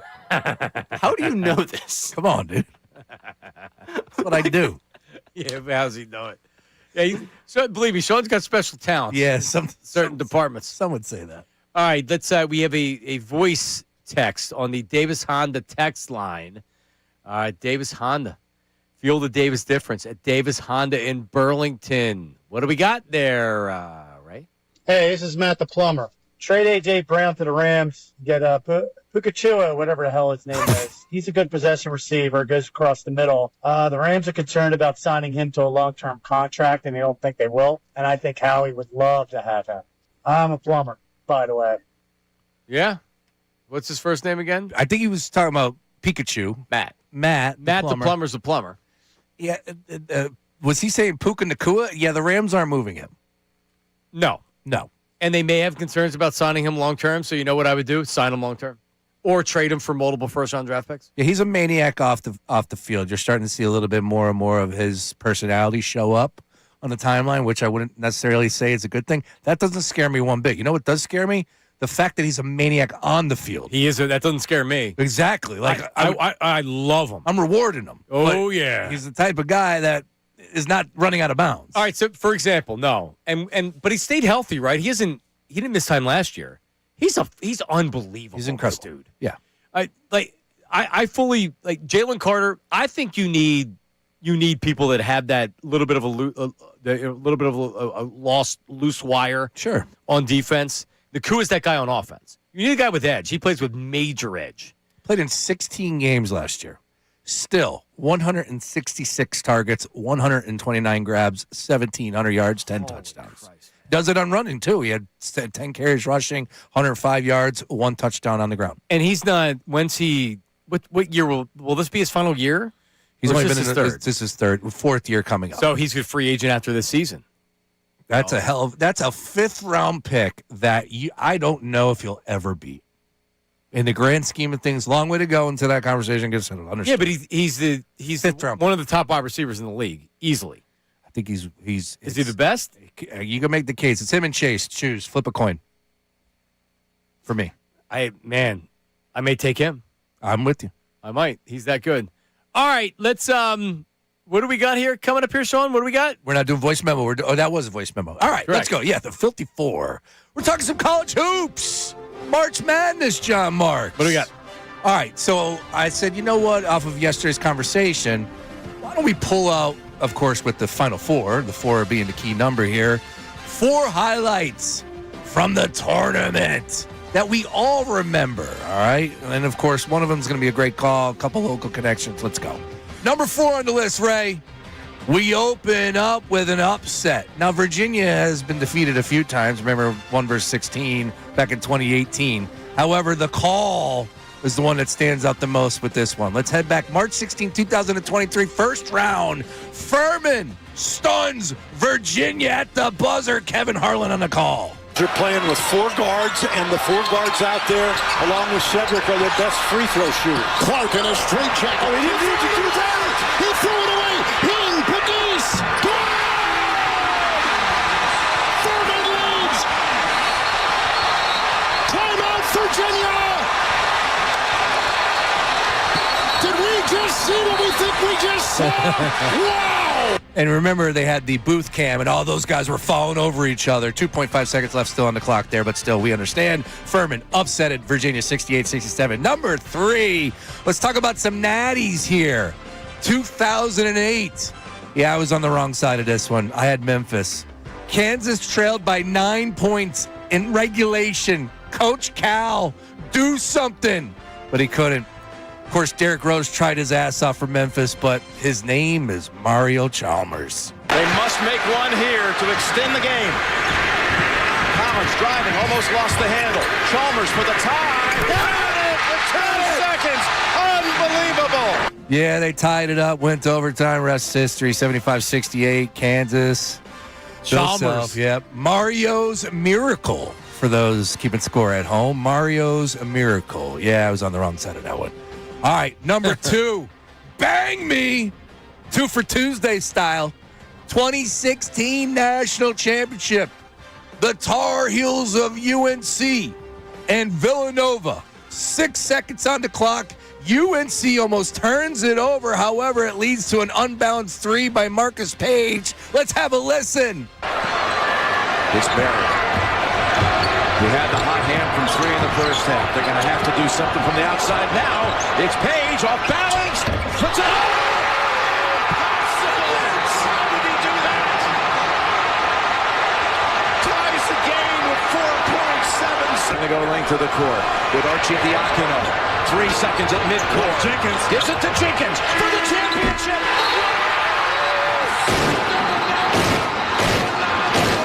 The national champions with Jenkins hitting the winner at the buzzer.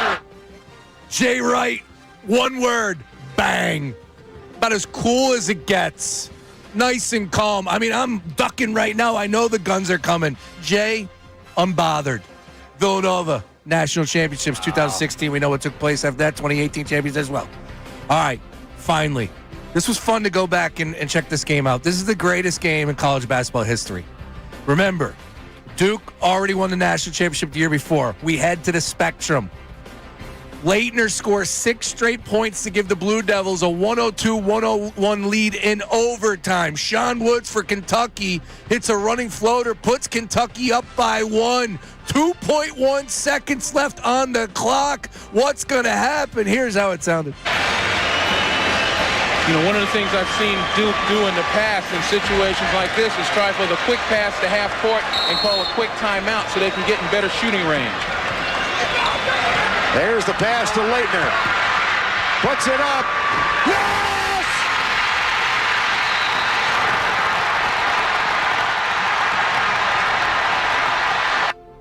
And he literally laid out. That was Vern Lundquist on the call. Going back and watching that, didn't say a word for about 3 minutes. Not a word. And the whole broadcast, it was just the crowd and the camera going around. Yeah, and radio, you need to speak to bring the image of what you're seeing. In TV, you don't. Yeah. Well, Vern with a great call there. And, of course, that game taking place here in the Spectrum. Dude, it was crazy to go back and see that. First of all, that went to overtime, as I said. 93 all at the end of regulation. Overtime goes off, and they're trading buckets in the final minute. And not just easy buckets. Just tough. Well, that was Jamal Mashburn. Correct. Kentucky. Yep. That was a really good team. Kentucky had 3 white dudes in the starting 5. I was like, oh, you don't see that often anymore. Generally, that's not a recipe for success, Sean. But Rick Pitino as the coach of Kentucky. Think about that, man. Crazy. And Leitner getting that ball, and as the announcer just saying, who's ever doing color there? Well, they could call a timeout. No. Mike Clark Kellogg, no? Nah, I think it was a little young for Kellogg there. Yeah? Yeah, I don't know. Still, though, tremendous job by Duke to get the ball to Leitner at the half-court line. Bad job, or free throw line. Bad job by Pitino not putting somebody on the ball. Right. Yep. Got to put somebody on the ball now. Coming up next, YouTube chat recap. We wrap it up, and Herb is on the line. Northeast Philly. That's coming up next. Middays with Marks 97.5. The Sixers can't avoid the injuries, but lately players like Quentin Grimes and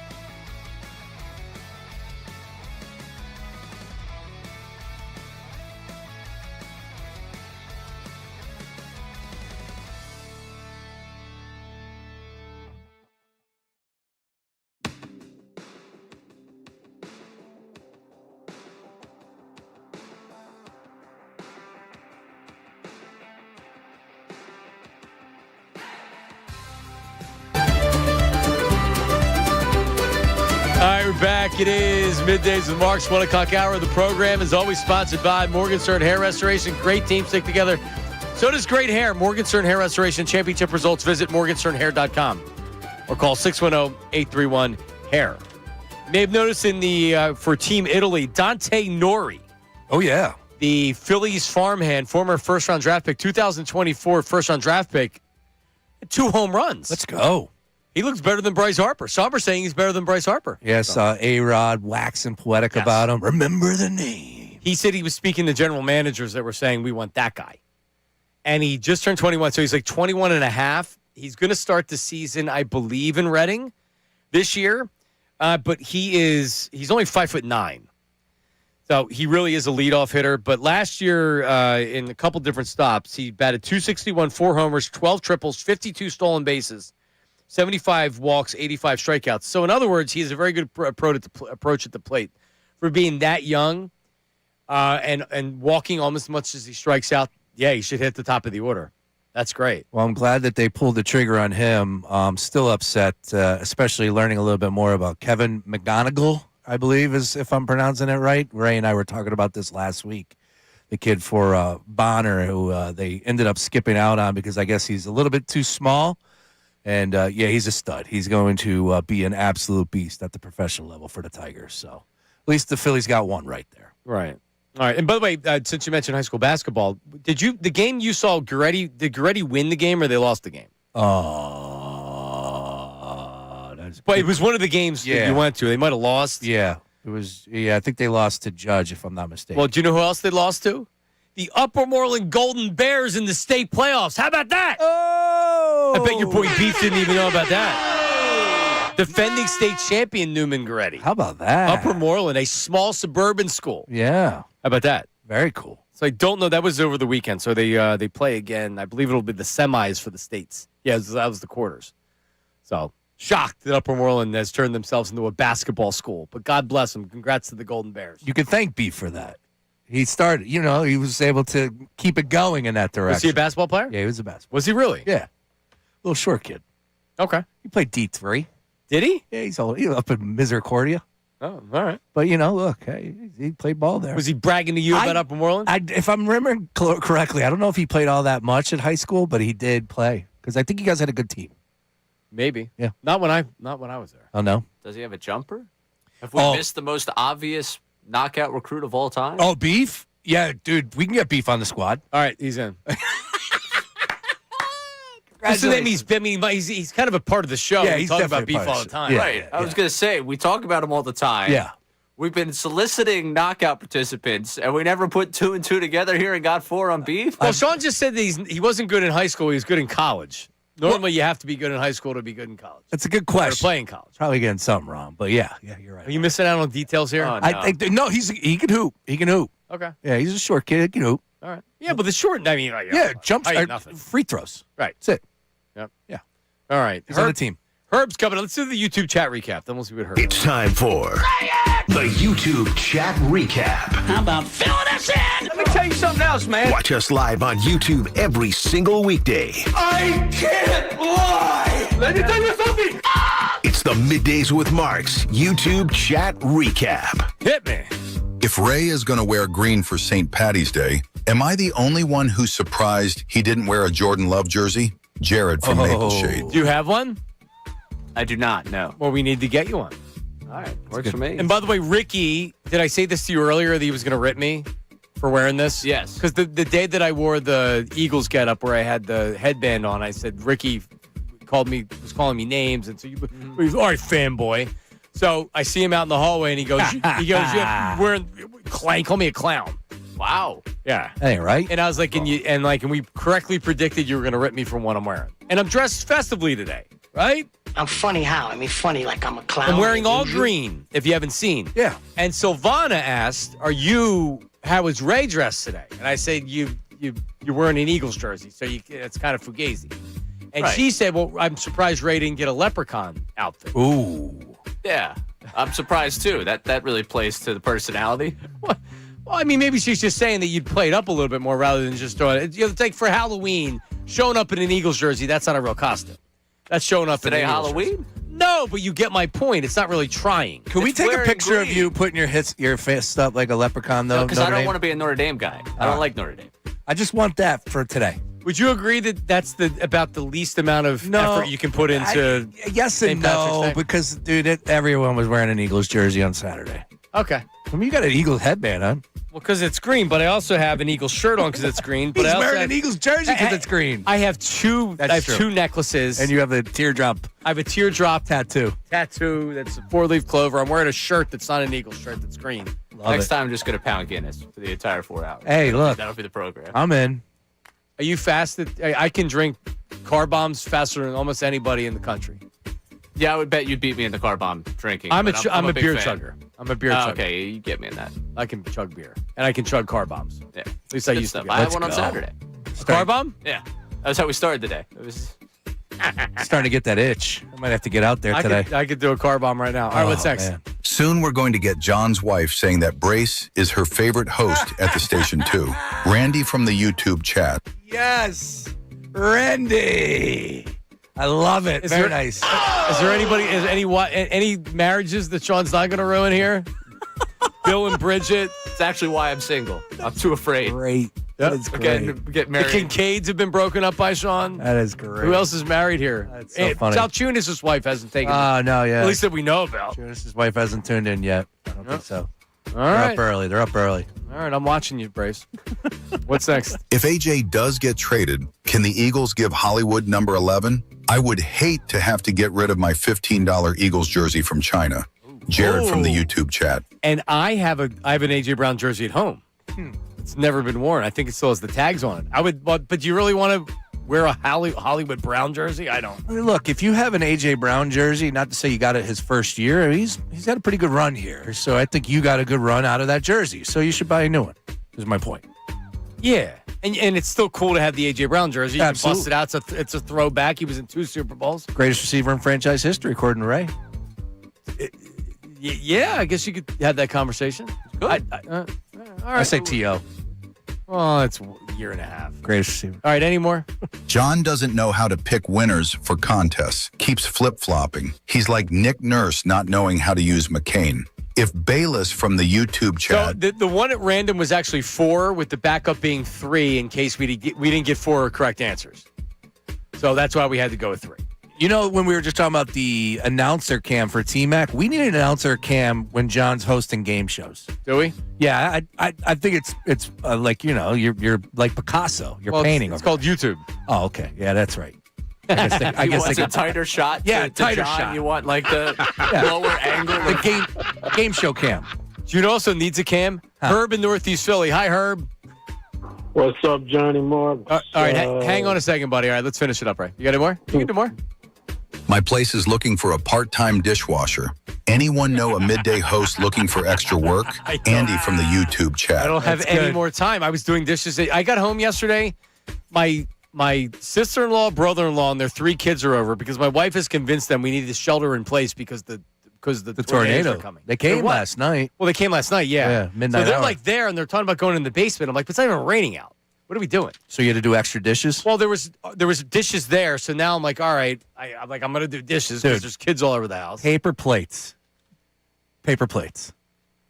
You know what my wife does with paper plates? She'll give like 2 or 3 instead of making sure you're giving out one. Just one. one. Oh, yeah. Come on. Oh, yeah. Go to Costco, get the big stack of That's what I paper do. plates. Yeah. But it'll be like 2 or 3. No, you only at a need time. one. You got to make sure that you take the extra effort What's and she get the doing? extra one. Wasting. Come on now. Herb, how you doing, buddy? A lot of people are asking how you doing. How's the heart doing? Everything's good. Next week I have the procedure. Are you going to be in the hospital for a little bit of time, or is 2 this an nights. outpatient? Yeah, two nights. No, 2 nights. Okay. All right, man. We'll be thinking about I'm you. good though. Yeah, I had this before, so it shouldn't be no problem. All So, breaking news: you're 2 for 2 today, right? 2 for 2 for breaking news today, right? Who, you? You. Did I break news today? It was on the Hollywood show. Brown, and then you Yeah, got- it was on the show. 2 What do you for think? 2. Yeah, I think it's good. I mean, you know, get this guy 1 year, $10 million, you know, and maybe he can make a career out here. Maybe he got something to prove. You know what I mean? I agree with So, you. You know, we got, you know, but you know what? They're going to Denver. One, Eagles going to get, like I said, the Eagles are going to get at least 3 picks for A.J. Brown. Yeah, it's coming. You know what, so Herb? I don't know how. Call tomorrow. I don't know how they make a trade for anything less than what they got for Waddle or around it, right? Mm-hmm. You would agree? Oh yeah.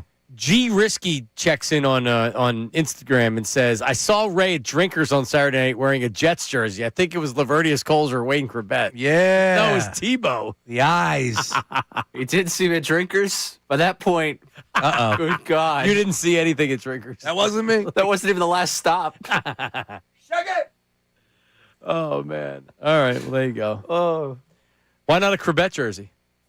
How did you have a Tebow jersey? I don't even remember. It was at Modell's, $15 when they were closed. Oh, yeah, that's I was right. like, I'll take that. All right.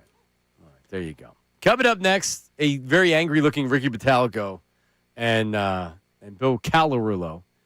And they're coming up next. We'll talk to you tomorrow. See ya. Now,